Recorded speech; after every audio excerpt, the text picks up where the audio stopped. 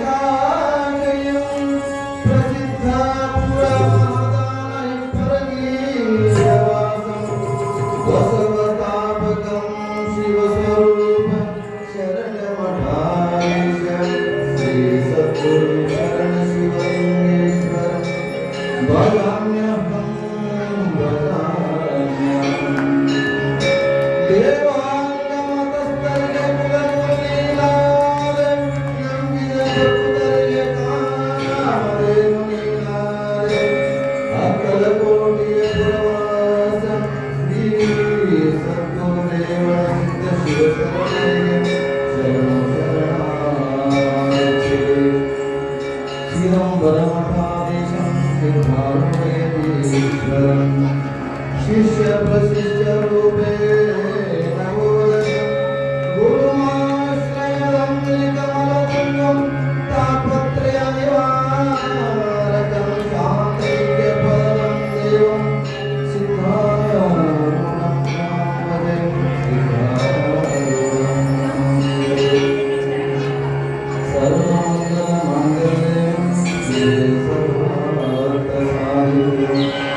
शरण्ये त्र्यंबके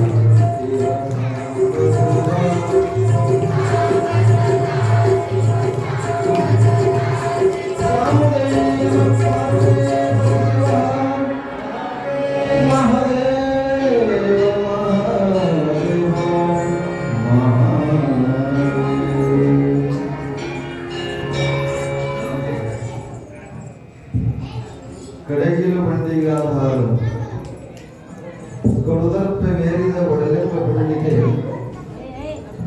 ಮುರುಳು ಶರಣರ ನುಡಿಗರಡವೇ ಕಡಗಿಲು ಕಾಣರಾಮನಾಥ ಕಡಗಿಲು ಕಾಣರಾಮನಾಥ ಪ್ರಾತಸ್ಮರಣೀಯ ಸದ್ಗುರುವರ್ಯರ ಪಾವನ ಶ್ರೀಚರಣಗಳನ್ನ ಎನ್ನ ಹೃದಯ ಮಂದಿರದಲ್ಲಿ ಧ್ಯಾನಿಸುತ್ತ ಈ ಕಾರ್ಯಕ್ಕೆ ಕಾರಣೀಭೂತರಾದ ಆದ್ಯ ವಚನಕಾರ ವಿಶ್ವಮಾನ್ಯ ದೇವರ ಪಾವನ ಶ್ರೀಚರಣಗಳಿಗೆ ಅನಂತ ಭಕ್ತಿಯ ನಮನಗಳನ್ನು ಸಲ್ಲಿಸಿ ಬಸವಾದಿ ಪ್ರಮುಖರನ್ನ ಜಗತ್ತಿನ ಶ್ರೇಷ್ಠ ಸಾಧು ಸಂತ ಮಹಾತ್ಮರನ್ನ ತತ್ವಜ್ಞಾನಿಗಳನ್ನು ಸ್ಮರಣೆ ಮಾಡಿಕೊಂಡು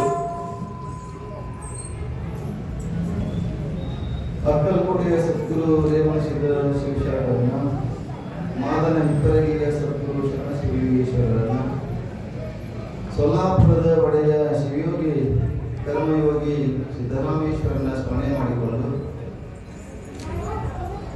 ಯಾವತ್ತು ಈ ಕಾರ್ಯಕ್ರಮದಲ್ಲಿ ಪಾಲ್ಗೊಂಡು ಶ್ರವಣ ಆಕಾಂಕ್ಷಿಗಳಾಗಿ ಆಗಮಿಸುತ್ತಿದ್ದ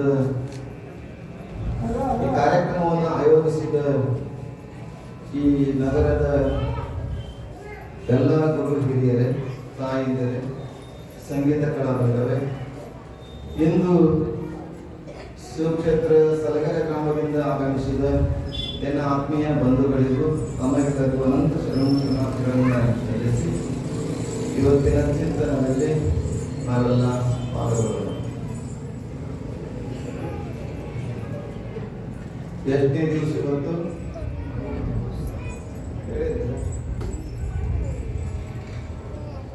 ಮೂರನೆಯ ದಿವಸ. ಮೂರನೇ ದಿವಸದ ಕಾರ್ಯಕ್ರಮದಲ್ಲಿ ನಾವೆಲ್ಲ ಪಾಲ್ಗೊಂಡಿದ್ದೇವೆ. ದಾಸಿಮೇನವರ ಜಯಂತಿಯನ್ನ ನಿಮಿತ್ತ ಮಾಡಿಕೊಂಡು ಅವರ ಜೀವನ ಚರಿತ್ರೆ ಮತ್ತು ಚಿಂತನೆಗಳನ್ನ ಆಧಾರವಾಗಿಟ್ಟುಕೊಂಡು ಒಂದು 5-6 ದಿವಸಗಳ ಪರ್ಯಂತರ ಅವರ ವಿಚಾರಧಾರೆಗಳನ್ನ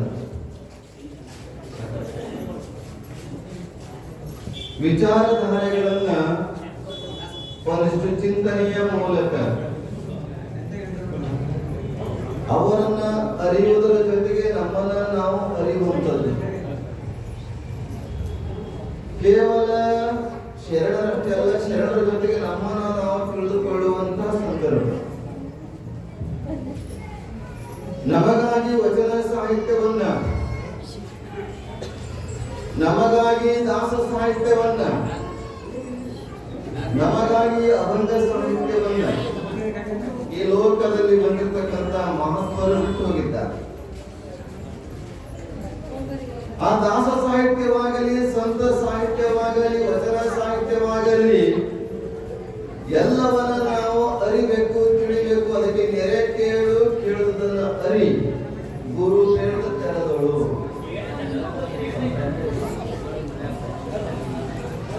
ನೆರೆ ಕೇಳು, ನೆರೆ ಕೇಳು, ಕೇಳುವುದನ್ನ ಅರಿ, ಗುರು ಕೇಳಿದ ತೆರೆದಳು. ಬಹಳ ಸುಂದರವಾಗಿ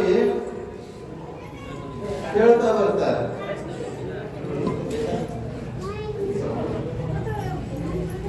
ಚೆನ್ನಾಗಿ ಕೇಳಬೇಕಂತ ನಾವು ವಚನ ಸಾಹಿತ್ಯವನ್ನಾಗಲಿ, ದಾಸ ಸಾಹಿತ್ಯವನ್ನಾಗಲಿ, ಸಂತ ಸಾಹಿತ್ಯವನ್ನಾಗಲಿ ಚೆನ್ನಾಗಿ ಕೇಳಬೇಕು. ಕೇಳುವುದನ್ನ ಮನದೊಳಗೆ ಇಳಿಸಬೇಕು. ಅದಕ್ಕೆ ಶ್ರವಣ, ಮನನ, ನಿಧಿಧ್ಯಾಸನ ಅಂತ ಮಾಡಿದ್ದಾರೆ. ಶ್ರವಣ, ಮನನ, ನಿಧಿಧ್ಯಾಸನಗಳನ್ನ ಮಾಡುವುದರ ಮೂಲಕ ಆ ಶರಣರ ದಾಸಮಯ್ಯ, ಬಸವಾದಿ ಶರಣರು ಅದಕ್ಕಿಂತ ಮುಂಚೆ 63 ಜನ ಪುರಾತನರಾಗಿರುತ್ತಾರೆ. ಅವರೆಲ್ಲ ಕಾಯಕವನ್ನ ಮಾಡುತ್ತಾರೆ.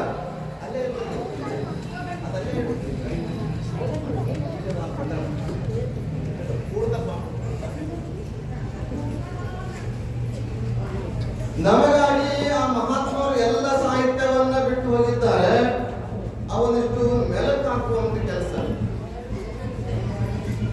ಅಂದ್ರೆ ಈ ದನಗಳೆಲ್ಲ ಮುಂಜಾನೆಲ್ಲ ಒಯ್ದುಕೊಂಡು ಬಂದಿರ್ತವೆ, ಆಕಳಾಗಲಿ ಎಮ್ಮೆ ಆಗಲಿ ದನ ಕರಗಳೆಲ್ಲ ಒಯ್ದುಕೊಂಡು ಬಂದಿರ್ತವೆ. ಸಂಜೆ ಮುಂದೆ ಏನ್ ಮಾಡ್ತೇವೆ, ಮಲಗುವಾಗ ಅದು ಮೆಲುಕು ಹಾಕೊಂಡಿರ್ತಾರೆ. ಮುಂದ್ಗಡೆ ಮೇವು ಇರಂಗಿಲ್ಲ, ಆದ್ರೆ ಮೆಲುಕು ಹಾಕುವುದನ್ನು ಬಿಡುವುದಿಲ್ಲ. ಹಾಗೆ ಇವತ್ತು ನಮ್ಮ ಈ ಭಾರತ ದೇಶದಲ್ಲಿ ಅಧ್ಯಾತ್ಮದ ಕ್ಷೇತ್ರದಲ್ಲಿ ಅನೇಕ ಮಹಾತ್ಮರು, ಸಂತರು, ಶಿವಯೋಗಿಗಳು ಆಗಿಬಿಟ್ಟಿದ್ದಾರಲ್ಲ, ನಮಗಾಗಿ ಜ್ಞಾನ ಸಾಹಿತ್ಯವನ್ನ ಬಿಟ್ಟು ಹೋಗಿದ್ದಾರೆ. ಆ ಜ್ಞಾನ ಸಾಹಿತ್ಯವನ್ನ ನಾವು ಅಲಂಕರಿಸಬೇಕು ಅಂತ ಅಲ್ಲಮ ಪ್ರಭುಗಳು ಹೇಳ್ತಾರೆ ಬಹಳ ಸುಂದರವಾಗಿ. ಭೂಮಿ ನಿನ್ನದಲ್ಲ, ಹೇಮ ನಿನ್ನದಲ್ಲ, ಹೇಮ ನಿನ್ನದಲ್ಲ, ಭೂಮಿ ನಿನ್ನದಲ್ಲ, ಕಾಮಿನಿ ನಿನ್ನವಳಲ್ಲ, ಅದು ಜಗಕ್ಕಿಕ್ಕಿದವಿ ನಿನ್ನ ಜ್ಞಾನ ಎಂಬುವ ಅಲಂಕಾರ, ನಿನ್ನ ಜ್ಞಾನ ಎಂಬುವ ರತ್ನವ ಕೆಡಗುಡದ ನೀವು ಅಲಂಕರಿಸಿಯಾದಡ, ನಿನಗಿಂತಲೂ ಸಿರಿವಂತರು ಯಾರಿಲ್ಲ ನೋಡ. ಗುಹೇಶ್ವರ ಲಿಂಗದಲ್ಲಿ ಹೇಳ್ತಾರೆ ಅದನ್ನು ಪ್ರಭುಗಳು, ಗುಹೇಶ್ವರ ಲಿಂಗದಲ್ಲಿ ನೀನು ಶ್ರೀಮಂತ ಆಗಬೇಕಾಗಿತ್ತಂದ್ರೆ ನೀನು ಜ್ಞಾನ ರತ್ನವನ್ನ ಅಲಂಕರಿಸಬೇಕು. ಯಾವ್ಯಾವ ರತ್ನಗಳನ್ನು ಅಲಂಕರಿಸ್ತೇವೆ ಅಲ್ಲ, ಯಾವ್ಯಾವ ರತ್ನಗಳು, 9 ರತ್ನಗಳದಂತ ಎಲ್ಲ ಹರಳು ಕಲ್ಲು, ಆ ಹರಳುಗಳನ್ನ ರತ್ನಗಳಂತೇಳಿ ಅಲಂಕರಿಸ್ತೇವೆ. ಆದ್ರೆ ನಾವ್ ಏನ್ ಮಾಡ್ತೇವೆ, ಜ್ಞಾನ ರತ್ನವನ್ನ ಅಲಂಕಾರ ಮಾಡ್ಕೊಳಕ್ಕಾಗ್ತಾ ಇಲ್ಲ. ಭೂಮಿ ನಿನ್ನದಲ್ಲ, ಹೇಮ ನಿನ್ನದಲ್ಲ, ಕಾಮಿನಿ ನಿನ್ನವಳಲ್ಲ, ಅದು ಜಗಕ್ಕಿಕ್ಕಿದ ರೀತಿ. ಪರಮಾತ್ಮ ಏನ್ ಮಾಡಿದಾನೆ ವಿಚಾರ ಮಾಡ್ಬೇಕು ನಾವು. ನಿಮ್ಮ ಮಕ್ಕಳು ಇರ್ತಾವ, ಚಿಕ್ಕ ಮಕ್ಕಳು ಇರ್ತಾವ, ಅವು ಬಗಲಂದ ಕೆಳಗೆ ಇಳಿಯಂಗಿಲ್ಲ, ಬಗಲಿಂದ ಕೆಳಗೆ ಇಳಿಯಂಗಿಲ್ಲ. ಅವಾಗ ಏನ್ ಮಾಡ್ತೇವಂದ್ರೆ ಆಟಿಕೆ ಸಾಮಾನುಗಳನ್ನ ತರ್ತೇವಿ, ಅದರ ಮುಂದೆ ಹಾಕ್ತೇವೆ, ಹೌದಲ್ಲ? ಆಟಿಕೆ ಸಾಮಾನುಗಳನ್ನ ತಂದು ಅದರ ಮುಂದೆ ಹಾಕಿದಾಗ ಆ ಆಟಿಕೆ ಸಾಮಾನ ಜೊತೆಗೆ ಆಟ ಆಡ್ತಾ ಆಡ್ತಾ ಇಲ್ಲಿದು ತಾಯಿನ ಮರೆತು ಬಿಡ್ತದ.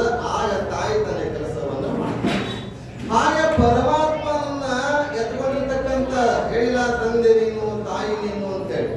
ಪರಮಾತ್ಮ ನಮ್ಮ ತಂದೆ ತಾಯಿ ಬಂದು ಬಳಗ ಇದ್ದಾನೆ, ಅವನ ಬಗಲಲ್ಲಿ ಕೂತಿದ್ದೇವೆ, ನಮ್ಮನ್ನ ಕೆಳಗೆ ಇಳಿಸ್ಬೇಕಾಗಿತ್ತು. ಯಾಕಂದ್ರೆ ಸೃಷ್ಟಿಯ ಕಾರ್ಯವನ್ನ ಮಾಡಬೇಕಾಗ್ಯದ.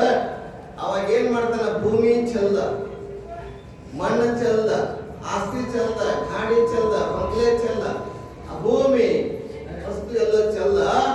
ಆಗ ಆ ಭೂಮಿ ಜೊತೆಗೆ ದನ ಕನಕ ವನಿತಾವಾದಿಗಳ ಜೊತೆಗೆ ಆಟವನ್ನ ಆಡ್ಕೊಂಡು ಏನ್ ಮಾಡಿದ್ರೆ ಇರ್ತಕ್ಕಂಥ ಪರಮಾತ್ಮ ಎನ್ನುವ ತಾಯಿನ ಮರೆತೇ ಬಿಟ್ಟೇವೆ.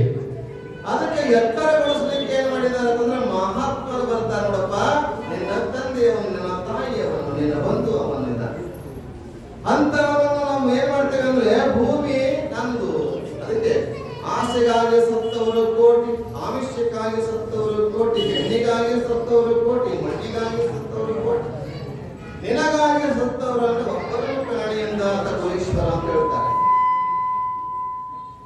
ಹೀಗೆ ಅಲ್ಲಮ ಪ್ರಭುವಿನ ವಚನವನ್ನ ನಾವು ಚಿಂತನೆಯನ್ನ ಮಾಡಿದ್ರೆ ಪರಮಾತ್ಮನಿಗಾಗಿ ನಾವು ಚಿಂತನೆ ಮಾಡುವಂಥದ್ದು ಒಂದು 5-6 ದಿವಸಗಳ ಪರ್ಯಂತ. ಈ ಜ್ಞಾನ ರತ್ನವನ್ನು ನಾವೆಲ್ಲ ಅಲಂಕಾರ ಮಾಡುವಾಗೋಸ್ಕರ ಇಲ್ಲಿ ಒಂದು ಹಿರಿಯರೆಲ್ಲ ಯುವಕರು ಒಳಗದವರು ಕೂಡಿ ಈ ಶರಣರ ಚಿಂತನೆಯನ್ನು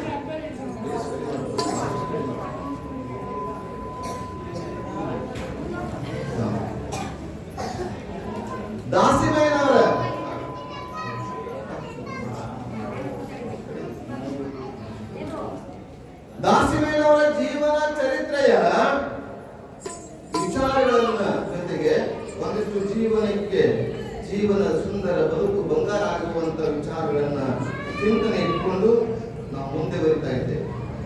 ದಾಸಿಮಯ್ಯ ನಿಮ್ಗೆಲ್ಲ ತಿಳಿದಂತೆ 2-3 ದಿವಸದಿಂದ ಕೇಳ್ಕೊಂಡು ಬಂದಿರಿ. ತಾಯಿ ಶಂಕರಿ, ತಂದೆ ರಾಮಯ್ಯ ಮತ್ತು ಶಂಕರಿಯ ಪವಿತ್ರ ಗರ್ಭದಲ್ಲಿ ಜನಿಸಿರ್ತಕ್ಕಂಥ ದಾಸಿಮಯ್ಯ ಮಗುವಿಗೆ ಅತ್ಯಂತ ಸಂಸ್ಕಾರವನ್ನ ಕೊಡ್ತಾ ಹೋಗ್ತಾರೆ.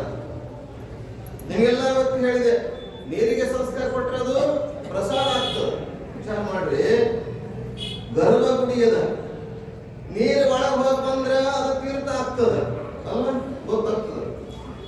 ಪ್ರಸಾದ ಅನ್ನ ಒಳಗೆ ಹೋಗಿ ಬಂದ್ರೆ ಪ್ರಸಾದ ಆಗ್ತದ. ಮತ್ತ ದಿನ ಒಳಗೆ ಹೋಗಿ ಹೊರಗೆ ಬರಕತ್ತೀವಿ, ನಾವೇ ಪ್ರಸಾದ ಆಗ್ತಾ ಇಲ್ಲ. ನೀರ್ ಒಳಗೆ ಹೋಗಿ ಬಂದ್ರೆ ಪ್ರಸಾದ ಆಗ್ತದ ಗೊತ್ತದ. ಅದಕ್ಕೆ ನೀರಿಗೆ ಸಂಸ್ಕಾರ ಕೊಟ್ಟದ ಪ್ರಸಾದ ಆಗ್ತದ, ಅನ್ನಕ್ಕೆ ಸಂಸ್ಕಾರ ಕೊಟ್ಟದ ಪ್ರಸಾದ ಆಗ್ತದ, ಕಲ್ಲಿಗೆ ಸಂಸ್ಕಾರ ಕೊಟ್ಟರೆ ಅದು ಮೂರ್ತಿ ಆಗ್ತದ, ಸೆಗಣಿಗೆ ಸಂಸ್ಕಾರ ಕೊಟ್ಟರೆ ಅದು ವಿಭೂತಿ ಆಗ್ತದ. ನಾವು ದಿನನಿತ್ಯ ಗುಡಿಗೆ ಹೋಗಿ ಎಲ್ಲಾ ದೇವಸ್ಥಾನಕ್ಕೆ ಆಟ ಊದ್ದೆಲ್ಲ ಬೀಳಗತ್ತೀವಿ, ಒಳಗೆ ಹೋಗಿ ಹೊರಗೆ ಬರಗತ್ತೀವಿ, ನಾವು ಪ್ರಸಾದ ಆಗ್ತಾ ಇಲ್ಲ, ನಮ್ಮ ಒಳಗಿನಂತ ಕಲ್ಮಶ ಹೋಗ್ತಾನೆ ಇಲ್ಲ. ತುರ್ಸ್ಕೊಂಡ್ ಬಿಟ್ಟೇವೆ ಕಾಮ, ಕ್ರೋಧ, ಲೋಭ, ಮೋಹ, ಮದ, ಮತ್ಸರ. ಇವೆಲ್ಲವನ್ನ ಹೊಡೆದು ಹೋಗ್ಬೇಕು ಅಂತಂದ್ರೆ ದಿನನಿತ್ಯ ನಿಮ್ಗೆ ಹೇಳ್ತೀನಿ, ದಿನನಿತ್ಯ ಬಾಯಿ ತೋರಿಸ್ಬೇಕಂತ. ನಮ್ಮ ಬಾಯಿ ಅಲ್ಲ, ಮನಸ್ಸಿನ ಬಾಯಿ ಮಾತ್ರ. ಈಗ ಒಕ್ಕಲತನ ಮಾಡ್ತಕ್ಕಂಥ ನಾವು ಹಳೆಯಾಗಿದ್ರೆ ಗೊತ್ತಾಗ್ತದೆ. ಒಕ್ಕಲತನ ಮಾಡ್ತಕ್ಕಂಥವ್ರು ನಾವು ನಮ್ಮ ಇಳಿಗಿ, ಕೊಡ್ಲಿ ಏನವಲ್ಲ, ಕುರುಪಿ ಯಾವಾಗ ಹೊರಗೆ ಬರ್ತಾವಂದ್ರೆ ಮಳೆಗಾಲದಾಗ ಕಂಟಿಗಳು, ಗಿಡಗಟ್ಟಿ ಎಲ್ಲ ಬೆಳಿರ್ತಾವಲ್ಲ, ಆ ಕತ್ತರಿಸ್ಲಿಕ್ಕೆ ಅಷ್ಟೇ ಬರ್ತಾವ. ಅವಾಗ ವರ್ಷಾಗಟ್ಟಲೆ ಇಟ್ಟಿರ್ತೇವೆ, 11 ತಿಂಗಳು ಹಂಗೆ ಇಟ್ಟಿರ್ತೇವೆ, ಅದು ಜಂಗ್ ಹತ್ತಿರ್ತದ, ಜಂಗ್ ಹತ್ತಿರ್ತದ, ತುಪ್ಪ ಹಿಡಿದಿರ್ತದ, ಕಿಲು ಹತ್ತಿರ್ತೈತಿ. ಅದನ್ನ ನಾವ್ ಏನ್ ಮಾಡ್ತೀವಿ, ಕಂಬಾರ ಮನೆಗೆ ಕೊಡ್ತೇವೆ. ಎದಕ್ಕ? ಬಾಯಿ ತೊಳಸಕ. ಹಾಗೆ ಬಾಯಿ ತೊಳಸಕ ಅಲ್ಲಿ ಕಂಬಾರ ಮನೆಗೆ ಕೊಟ್ಟಾಗ ಅದು ಕೆಂಪಾಗಿ ಕುಲಿಮೆಯಲ್ಲಿ ಹಾಕಿ ಇದಿ ಮಾಡಿ ಮಾತಾ ಹೊಡೆದು ಅದು ಕೆಂಪು ಮಾಡಿ ಅದಕ್ಕೆ ಬಡದಾಗ ಚೂಪ್ ಆಗ್ತದೆ. ಚೂಪ್ ಆದಾಗ ಗಿಡಗಂಟಿಗಳನ್ನು ಕತ್ತರಿಸಕ್ ಸಾಧ್ಯವಿಲ್ಲ. ಹಾಗೆ ನಮ್ಮ ಮನಸ್ಸೇನಾಗಿದೆ ಅಂದ್ರೆ 11-12 ತಿಂಗಳು ಹಾಗೆ ಇದ್ದು ಸಂಸಾರ ವಿಷಯ ವಾಸನೆಯಲ್ಲಿ ಇದ್ದು ಇದ್ದು ಇದ್ದು ಶಬ್ದ, ಸ್ಪರ್ಶ, ರೂಪ, ರಸ, ಗಂಧಗಳ ಇದ್ದು ಮನಸ್ಸೆನ್ನುವಂಥದ್ದು ಏನಾಗ್ಯದ, ಬಾಯಿ ಹರ್ತಾಗಿಲ್ಲ, ಮಂಡಾಗಿದೆ, ಜಂಗತ್ಯದ. ಅಂತ ಜಂಗತ್ತಿರುವಂತ ಮನಸ್ಸದಲ್ಲ, ಇಂಥ ಜ್ಞಾನ ಎನ್ನುವಂತ ಕುಲ್ಮೇಲೆ ಹಾಕಿದಾಗ, ಜ್ಞಾನ ಅಂತ ಕುಲ್ಮೇಲೆ ಹಾಕಿದಾಗ, ಈಗ ನಾವು ಗುರುಗಳು, ಪುರಾಣಿಕರು, ಪ್ರವಚನ ಇರ್ತಾರೆ, ಸ್ವಾಮಿಗಳು ಅನ್ನುವಂಥವ್ರು, ಅವ್ರು ಕಂಬಾರಿದ್ದಾಗ ಅದನ್ನು ಚೂಪ ಮಾಡ್ತಾರೆ. ಮನಸ್ಸು ಚೂಪಾದಾಗ ಈ ಕಾಮ, ಕ್ರೋಧ, ಲೋಭ ಎನ್ನುವಂತ ಕಸಕಡ್ಡಿಗಳನ್ನು ಕತ್ತರಿಸಕ್ಕೆ ಸಾಧ್ಯ ಆಗ್ತದೆ. ಹೌದಾ? ಎಲ್ಲರೂ ಕತ್ತರಿಸಬೇಕು. ಎಲ್ಲರ ಮನಸ್ಸಾಗ ಹೆಂಗಿದೆ, ಈ ಮನಸ್ಸು ಚೂಪಾಗ್ತಾ ಇರಬೇಕು. ಒಂದು ವಾರ ಚೂಪಾದ್ಮೇಲೆ ಮುಂದೆ ಈ ಗಿಡಗಂಟೆವಲ್ಲ ಒಳಗ ಕಾಮ, ಕ್ರೋಧ, ಕಸಕಡ್ಡಿಗಳು ಬರಲಾರ್ದಂತೆ ಕುರುಪಿಯಿಂದ, ಇಡಿಗೆಯಿಂದ ಏನೋ ತೆಗಿತಿರಲ್ಲ, ಬಟ್ಟೆಯಿಂದ ಕತ್ತರಿಸಾಕ ಯಾವುದು ಉಳಿ ಮಾಡ್ಕೊಳ್ಳೋದು. ಹಾಗಿಲ್ಲಿ ಅಂತ ಕತ್ತರಿಸುವಂತಗೋಸ್ಕರವೇ ಹೆಣ್ಣಿಗಾಗಿ ಬಂದ ಅಂತನಲ್ಲ, ಮಣ್ಣಿಗಾಗಿ ಬಂದ ಅಂತನಲ್ಲ, ಹೊಣ್ಣಿಗಾಗಿ ಬಂದ ಅಂತನಲ್ಲ, ಅಸಲಕ್ಕೆ ಬಂದ ಅಂತನಲ್ಲ, ವ್ಯಸನಕ್ಕೆ ಬಂದ ಅಂತನಲ್ಲ, ಭಕ್ತಿಯ ಪಥವ ತೋರ ಬಂದನೆಯ ಬಸವಣ್ಣ ಅಂತ ಹೇಳಿದ ಹಾಗೆ ಇವತ್ತು ದಾಸಿಮಯ್ಯನ ಅವರು ಭಕ್ತಿಯ ಪಥವನ್ನ, ಜ್ಞಾನದ ಮಾರ್ಗವನ್ನು ತೋರಿಸಿ ಬಂದಿದ್ದಾರೆ. ಅಂತ ತಂದೆ ತಾಯಿಗಳು ಒಳ್ಳೆಯ ಸಂಸ್ಕಾರಗಳನ್ನು ಕೊಡ್ತಾ ಕೊಡ್ತಾ ಗುರುವಿನ ಶೋಧನೆ, ಗುರುವಿನ ಮುಖಾಂತರ. ಯಾಕಂದ್ರೆ ಶಿಕ್ಷಣ, ಉನ್ನತ ಶಿಕ್ಷಣವನ್ನ ಪಡಿಬೇಕಾಗಿತ್ತಂದ್ರೆ ಗುರುವಿನ ಆಶೀರ್ವಾದ ಮುಖ್ಯ. ಗುರುವಿನ ಆಶೀರ್ವಾದಗಳಿಂದ ಏನೇನು ಸಾಧಿಸಕ್ಕಾಗುವುದಿಲ್ಲ. ಉರಿವ ಕೆಂಡಲ ಮೇಲೆ ತೃಣವ ತಂದಿರಿಸಿದಳೆ, ಉರಿವ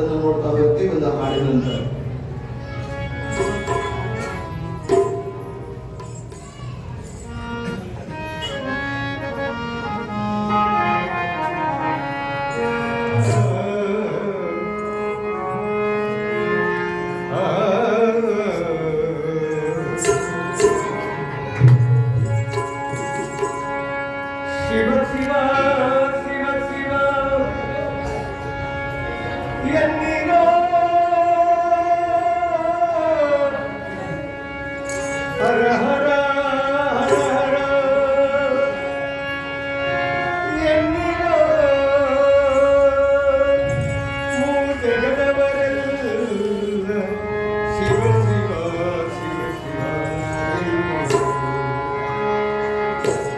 ಶಿವ ಶಿವ ಶಿವ ಶಿವ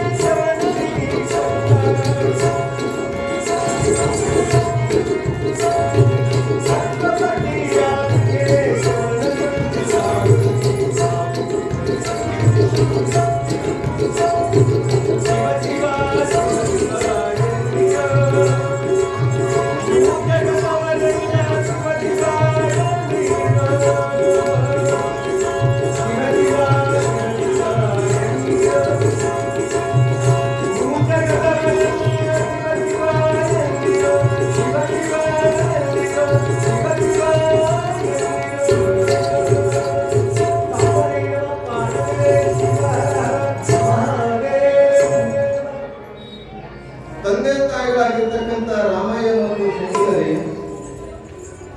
ದಾಸಿಮಯ್ಯನವರಿಗೆ ವಿದ್ಯಾ ಜ್ಞಾನದಗೋಸ್ಕರ ಆಗಿನ ಕಾಲದಲ್ಲಿ ಪುಣ್ಯಕ್ಷೇತ್ರವಾಗಿರುವಂತಹ ಶ್ರೀಶೈಲದ ಚಂದ್ರಗುಂಡ ಶಿವಾಚಾರ್ಯರ ಹತ್ತಿರ ಶ್ರೀಶೈಲ ಪೀಠದ 4ನೇ ಜಗದ್ಗುರುಗಳು ಅಂತ ಹೇಳ್ತಾರೆ. ಹೀಗೆ ಚಂದ್ರಗುಂಡ ಶಿವಾಚಾರ್ಯ ಹತ್ತಿರ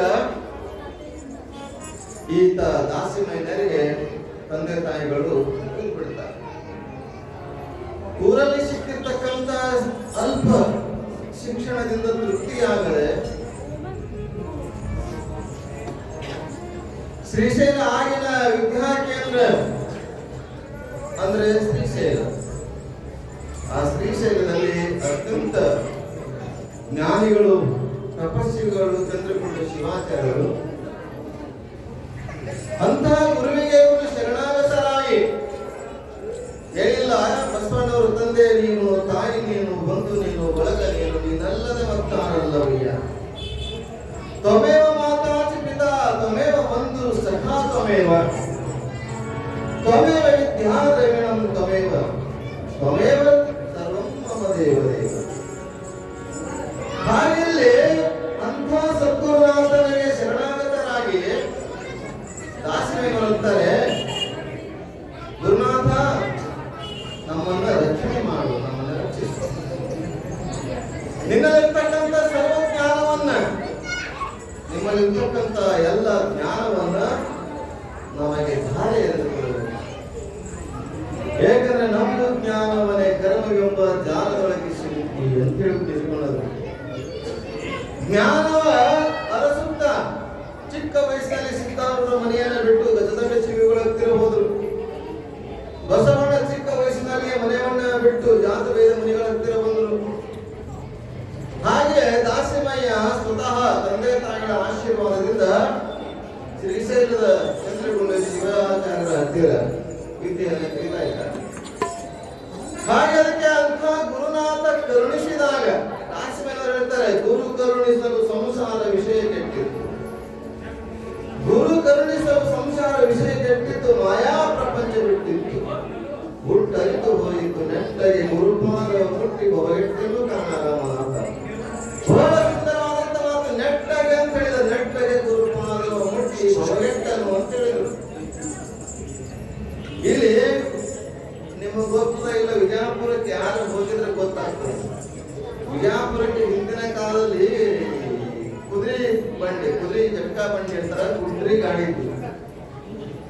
ಕುದುರೆ ಗಾಡಿಗೆ ಏನ್ ಮಾಡ್ತಾರೆ, ಒಂದೇ ಕುದುರೆ ಹಿಂದ ಗಾಡಿ ಕಟ್ತಿದ್ರು, ಅದ್ರಾಗ ಟಾಂಗ ಇಲ್ಲಿ ಇರ್ಬೇಕು ನೋಡಿ, ನಾವೇ ಗೊತ್ತಿದ್ದು ವಿಜಯಪುರದಲ್ಲಿ ನೋಡಿದ್ವಿ. ಅದಕ್ಕೆ ಕಣ್ಣಿಗೆ ಪಟ್ಟಿ ಕಟ್ಟಿರ್ತಾರೆ, ಕಣ್ಣಿಗೆ ಪಟ್ಟಿ ಕಟ್ಟಿರ್ತಾರೆ. ಹಾಗೆ ನೆಟ್ಟಗೆ ಗುರುಪಾದವ ಅಂತಂದ್ರೆ ನೇರವಾಗಿ ನಮ್ಮ ರಸ್ತೆ ನಮ್ಮ ದಾರಿ ಕಾಣಲಿ ಅನ್ನೋದಕ್ಕೋಸ್ಕರ ಕುದುರೆಗೆ ಹಂಗು ಪಟ್ಟಿ ಕಟ್ಟರಲ್ಲ. ಹಾಗೆ ನಮಗೆ ಜ್ಞಾನ ಎನ್ನುವಂತ ಪಟ್ಟಿಯನ್ನು ಕಟ್ಟಬೇಕು. ಯಾವುದು ಜ್ಞಾನ ಎನ್ನುವಂತ ಗೊತ್ತೈತ್ರಿ, ಅದಕ್ಕೆ ಹೊರಗಡೆ ಅಪ್ಪಳಿ ಬಿಡಂಗಿಲ್ಲ. ಹೀಗಲ್ಲಿ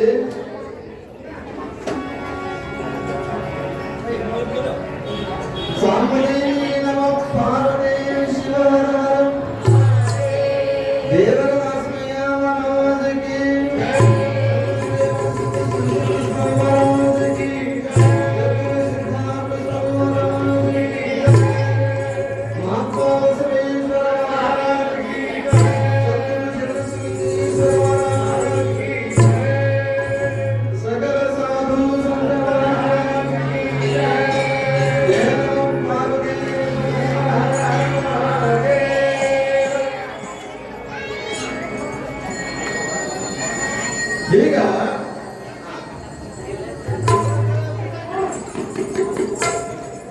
ಹಾಗೆ ವಿಜಯಪುರದಲ್ಲಿ ಜಟಕಾ ಬಂಡಿಗಳಿಗೆ, ಟಾಂಗಾ ಬಂಡಿಗೆ ಹ್ಯಾಂಗ ಕುದುರೆ ಹ್ಯಾಂಗ ಪಟ್ಟಿ ಕಟ್ಟಿದಾರೋ ಹಾಗೆ ನಮ್ಮ ಕಣ್ಣಿಗೆ ಪಟ್ಟಿ ಕಟ್ಟಿದ್ದಾರೆ. ನಮ್ಮ ಕಣ್ಣುಗಳಿಗೆ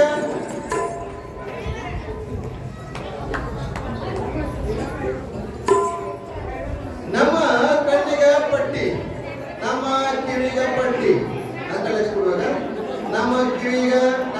ನಾಲಿಗೆ ನಮ್ಮೂರಿಗೆ ನಾಲಿಗೆ ಕೈಗೆ ಇಂದ್ರಿಯಗಳದಾವಲ್ಲ ಅದಕ್ಕೊಂದೊಂದು ಪಟ್ಟಿಗೆಯನ್ನು ಕಟ್ಟಬೇಕು. ಕುದುರೆಗ ಸೈಡ್ ಪಟ್ಟಿ ಯಾಕೆ ಕಟ್ಟಾರತ್ತಂದ್ರ ನೇರವಾಗಿ ಅವ್ರು ಎಲ್ಲಿ ಹೋಗ್ಬೇಕಾಗಿದ್ದು ಅಲ್ಲಿ ಮುಟ್ಟಬೇಕು. ದಾರಿಯಲ್ಲಿರ್ತಕ್ಕಂಥ ಆ ಕಡೆ ಈ ಕಡೆ ಇರ್ತಕ್ಕಂಥ ವಾಹನಗಳನ್ನ ಕಾಣಬಾರದು, ವಸ್ತುಗಳನ್ನ ಕಾಣಬಾರದು, ಹೋಗುವ ಬರುವ ಜನರು ಕಾಣಬಾರದು. ಅದಕ್ಕೆ ಕುದುರೆಗೆ ಪಟ್ಟಿ ಕಟ್ಟಾರ.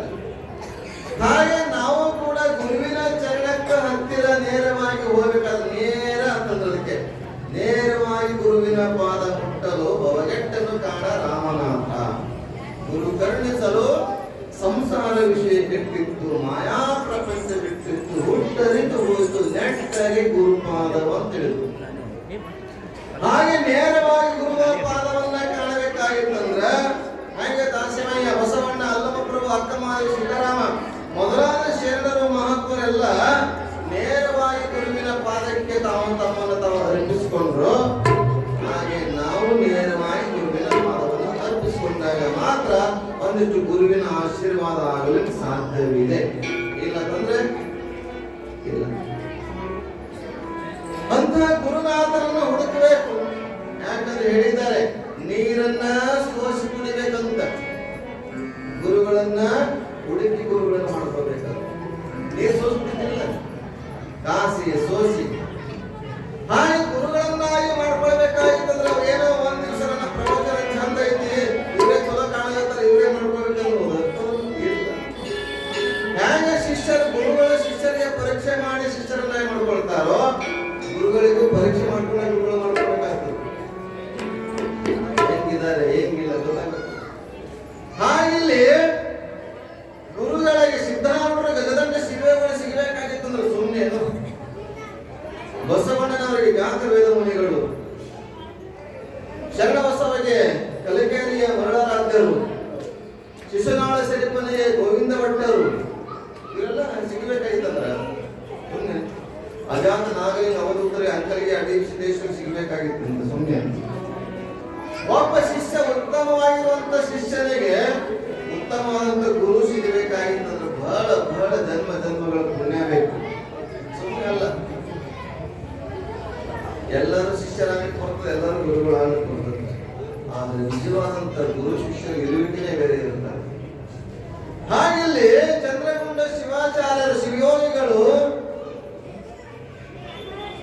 ದಾಸಿಮಯ್ಯನವರಿಗೆ ಅತ್ಯಂತ ಶಾಸ್ತ್ರ ಶ್ರವಣವನ್ನ ವೀರಶೈವ ಲಿಂಗಾಯತ ಸಂಪ್ರದಾಯ, ವೀರಶೈವ ಲಿಂಗಾಯತ ಸಂಪ್ರದಾಯಕ್ಕೆ ಏನೇನೆಲ್ಲ ಬೇಕು ಅಷ್ಟಾವರಣ ಷಟಸ್ಥಲ ಪಂಚಾಚಾರಗಳನ್ನು, ಗುರು ಲಿಂಗ ಜಂಗಮ ಯೋಗಿ ಪಾದೋದಕ ಪ್ರಸಾದಗಳನ್ನ, ಭಕ್ತ ಮಹಿಷ ಪ್ರಸಾದಿ ಪ್ರಾಣಲಿಂಗ ಶರಣ ಐಕ್ಯ ಸ್ಥಳಗಳನ್ನ, ಶಿವಾಚಾರ ಕೃತ್ಯಾಚಾರ ಗಣಾಚಾರ ಲಿಂಗಾಚಾರ ಇವೆಲ್ಲ ಆಚಾರಗಳನ್ನ ಎಲ್ಲವನ್ನ ಹೇಳುವಂತವರಾಗ್ತಾರೆ.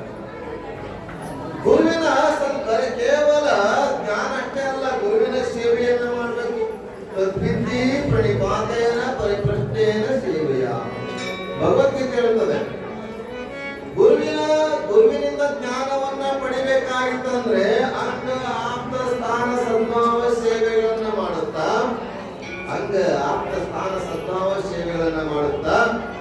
ಏನ್ ಮಾಡಬೇಕು? ಸೇವೆ ಮಾಡ್ತಾ ಜ್ಞಾನದ ಬಗ್ಗೆ ಪ್ರಶ್ನೆಗಳನ್ನ ಕೇಳಿದಾಗ ಮಾತ್ರ ಗುರು ಉಪದೇಶ ಮಾಡ್ತಾರಂತ ಭಗವದ್ಗೀತೆ ಹೇಳುತ್ತದೆ. ಹಾಗೆ ತದ್ವಿತಿ ಪ್ರಣಿಪಾತೇನ ಪರಿಪ್ರಶ್ನೇನ ಸೇವೆಯನ್ನ ಮಾಡ್ತಾ ಪ್ರಶ್ನೆಗಳನ್ನ ಮಾಡ್ತಾ ಇದ್ದಾಗ ಮಾತ್ರ ನಮ್ಮ ಸಂಶಯಗಳನ್ನ ಪರಿಹಾರ ಮಾಡ್ತಾರಂತ ಗೀತೆಯಲ್ಲಿ ಹೇಳಿದ ಹಾಗೆ ದಾಸಿಮಯ್ಯನವರು ಗುರುವಿನ ಸೇವೆಯನ್ನ ಮಾಡುತ್ತಾ ನಮಗೆ ಅತ್ಯವಶ್ಯಕವಾಗಿರ್ತಕ್ಕಂಥ ಜೀವನಕ್ಕೆ ವೀರಶೈವ ಲಿಂಗಾಯತ ಧರ್ಮಕ್ಕೆ ಅವಶ್ಯಕವಾಗಿರ್ತಕ್ಕಂಥ ಅಷ್ಟಾವರಣ ಷಟಸ್ಥಲ ಪಂಚಾಚಾರ್ಯಗಳನ್ನ ಬೋಧನೆ ಮಾಡೋದ್ರ ಮೂಲಕ ಸಂಸ್ಕೃತ, ಕನ್ನಡ ಮತ್ತು ತೆಲುಗು ಭಾಷೆಗಳನ್ನ ಬಲ್ಲವಾಗಿದ್ರು. ದಾಸಮಯ್ಯನವರು ಒಂದೇ ಭಾಷೆ ಅಲ್ರಿ. ಆಂಧ್ರ, ಶ್ರೀಶೈಲ ಅಂದ್ರೆ ತಮಿಳುನಾಡು, ಆಂಧ್ರ ಪ್ರದೇಶ, ಆಂಧ್ರ ನಾಡಿನಲ್ಲಿ ತೆಲುಗು ಮಾತಾಡಬೇಕಾಗ್ತದೆ. ಕನ್ನಡ ಅಂತ ಕರ್ನಾಟಕದವರು ಕನ್ನಡ ಮಾತಾಡಬೇಕಾಗ್ತದೆ. ಅಲ್ಲಿ ಸಂಸ್ಕೃತವನ್ನ ಕಲಿತು 2-3 ಭಾಷೆಯಲ್ಲಿ ಪ್ರಾವೀಣ್ಯತೆಯನ್ನು ಪಡೆದ ದಾಸಿಮಯ್ಯನವರು ಗುರುಗಳ ಬಗ್ಗೆ ಅತ್ಯಂತ ಶ್ರದ್ಧಾಭಕ್ತಿ ಉಳ್ಳವರಾಗಿ ಗುರುವಿಗೆ ಶರಣಾಗಿ ಗುರುವಿನ ಸೇವೆಯನ್ನು ಮಾಡಿಕೊಂಡು ಗುರುವಿನ ವಿಧಿಯನ್ನು ಕಲಿತು ಮರಳಿ ಮಾಡ್ತಾರೆ. ಬರ್ತಾ ದಾರಿಯಲ್ಲಿ ಅನೇಕ ಅವಾಗ ನಡ್ಕೊಂಡೇ ಬರ್ಬೇಕು.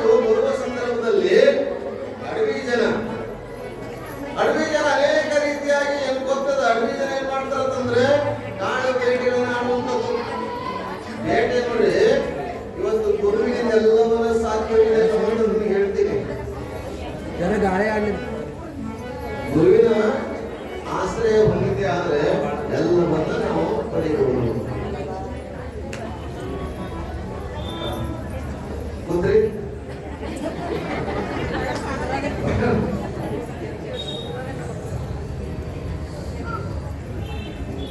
ನಾವು ಜೀವನದಲ್ಲಿ ಇಬ್ಬರೇ ಮುಂದೆ ಬರ್ರಿ ಅಂತ ಹೇಳ್ತಾರೆ. ಯಾರು ಹೇಳ್ತಾರೆ ಗೊತ್ತ? ಮುಂದೆ ಬರ್ರಿ ಅಂತ ಯಾರು ಹೇಳ್ತಾರೆ? ಮುಂದುವರಿ ಅಂತ ಯಾರು ಹೇಳ್ತಾರೆ? ಕಂಡಕ್ಟರ್ ನೋಡಿ. ಇನ್ನೊಬ್ರು ಪರಮೇಶ್ವರ. ಒಬ್ಬ ಬಸ್ ಕಂಡಕ್ಟರ್ ಆದ್ರ ಇನ್ನೊಬ್ಬ ಅವರೋಗ ವೈದ್ಯ. ಗುರುಗಳು ಹೇಳ್ತಾರೆ ಮುಂದುವರಿ. ಒಬ್ಬ ಗುರುಗಳು ಇನ್ನೊಬ್ರು ಕಂಡಕ್ಟರ್. ಹಾಗೆ ಜೀವನದ ನಾವು ಮುಂದುವರೆಗೆ ಮಗ ಕೊಡುವಾಗ ನಾವು ಮುಂದುವರೆಬೇಕು. ಹಾಗೆ ಗುರುಗಳನ್ನ ನಾವು ಮಾತು ಕೇಳಿದ್ರೆ ಅದಕ್ಕೆ ನೆರೆ ಕೇಳು ಅಂತ ಹೇಳಿದ್ರು. ಗುರುವಚನವೇ ಸ್ಮೃತಿ, ಗುರುವಚನವೇ ಸ್ಮೃತಿ, ಗುರುವಚನವೇ ಸಕಲ ವೇದ ಆಗಮಗಳು ಅಂತ ಹೇಳಿದ್ರು. ಶ್ರೀ ಗುರುವಚನದಿಂದ ಅಧಿಕ ಸುಧೆ ಅಂತ ಹೇಳಿದ್ರು. ಗುರುವಚನ ಎಲ್ಲ ಅಡಗಿಕೊಂಡಿದೆ ಅನ್ನುವಂಥದ್ದನ್ನ ನಿಜಗುಣ ಶಿಲ್ಪಿಗಳಾಗಲಿ ಅನೇಕ ಮಹಾತ್ಮರು ಗುರುವಿನ ಮಹಿಮೆ ಹೇಳ್ಕೊಂಡು ಹೋಗ್ತಾರೆ. ಅಂತ ಗುರುನಾಥ ಇರುವುದರಿಂದಲೇ ಇವತ್ತೆಲ್ಲಾ ಸಂತ ಜನರ ಶಿಷ್ಯರ ಇವತ್ತು ವಿವೇಕಾನಂದ ಹೆಸರು ಉಳಿಬೇಕಾಗಿತ್ತು. ರಾಮಕೃಷ್ಣ ಪರಮಹಂಸರ ಎನ್ನುವಂತ ಗುರುಗಳ ಆಶೀರ್ವಾದದ ಮೂಲ ಕಾರಣ. ಇವತ್ತು ಮಹಾಕಾವ್ಯವನ್ನ ರಾಮಾಯಣ ಬರೆದಿದ್ದಾನೊಬ್ಬ. ರಾಮಾಯಣ ಬರೆದವರು ಯಾರು ಗೊತ್ತಾ? ವಾಲ್ಮೀಕಿ. ಏನಾರಪ್ಪ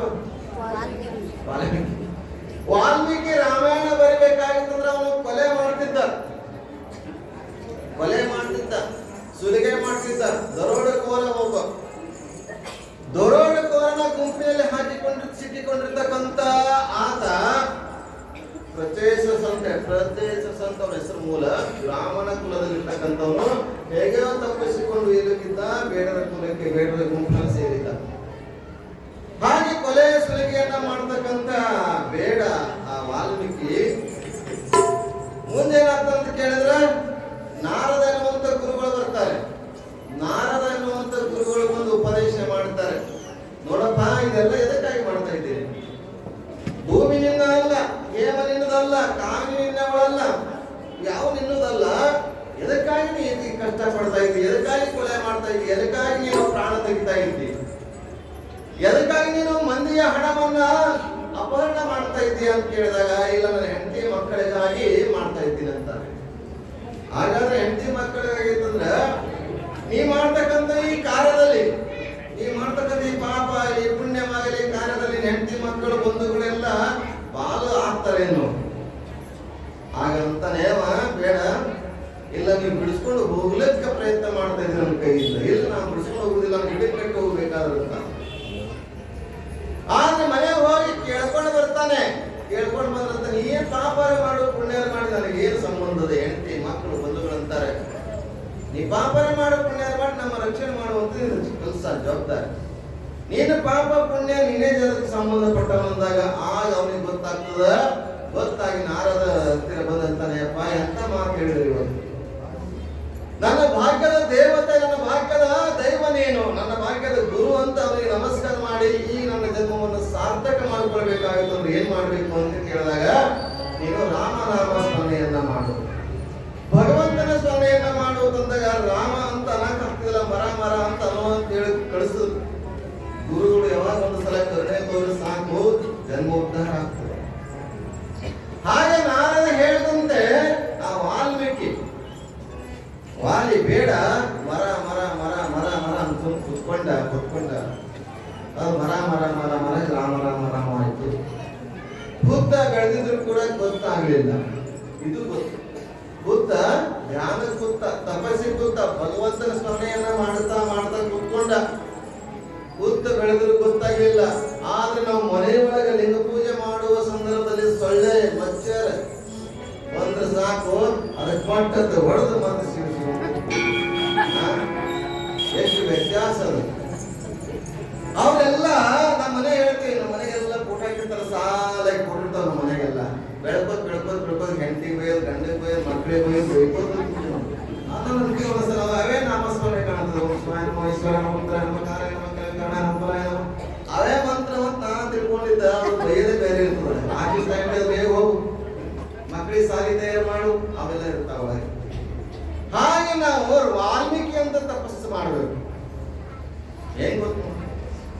ಭಕ್ತ ಕುಂಬಾರ ಎಷ್ಟು ಕೆಲಸ ಮಾಡೋದು.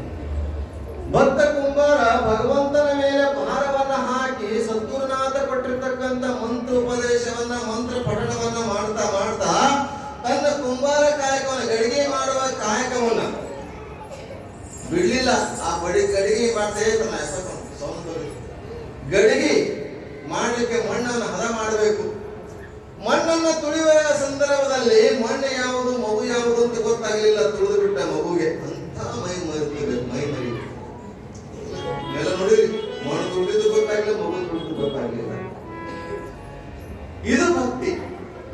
ಅದೇ ಅಲ್ಲ, ವಾಲ್ಮೀಕಿ ಅಷ್ಟೇ ಅಲ್ಲ, ಈ ಕುಂಬಾರ ಗೌರ ಕುಂಬಾರ ಅಷ್ಟೇ ಅಲ್ಲ, ಕನಕದಾಸ ಎಂತದನ್ನು ಮಾಡಿದ ಭಕ್ತಿಯನ್ನು. ಕನಕದಾಸ ಸುಮ್ಮನೆ ಅಲ್ಲ, ಹೀಗೆ ಹಾಡ್ಕೊಂಡು ಕನಕ ಕೃಷ್ಣನ ಲೀಲೆಗಳನ್ನ ಗುಣಗಾನವನ್ನ ಮಾಡ್ತಾ ಮಾಡ್ತಾ ಹೋದ. ಇವತ್ತು ಉಡುಪಿಗೆ ಹೋದ. ಉಡುಪಿ ಕೃಷ್ಣ ಮಠ ಇದೆಯಲ್ಲ, ಅಲ್ಲಿ ಹೋದ, ನಾಟಕ ಶುರು ಮಾಡ್ದ. ಎದುರು ಕೂತಿದ್ದ ಪುರೋಹಿತ ಶಾಹಿಗಳು, ಬ್ರಾಹ್ಮಣರು ಏನಂತಾರೆ, ಮೈಲಿಗೆ ಮುಡ್ಚಟ್ ಅನ್ನುವಂಥವ್ರು ಇಲ್ಲ ದೂರ ತಂದ್ರು.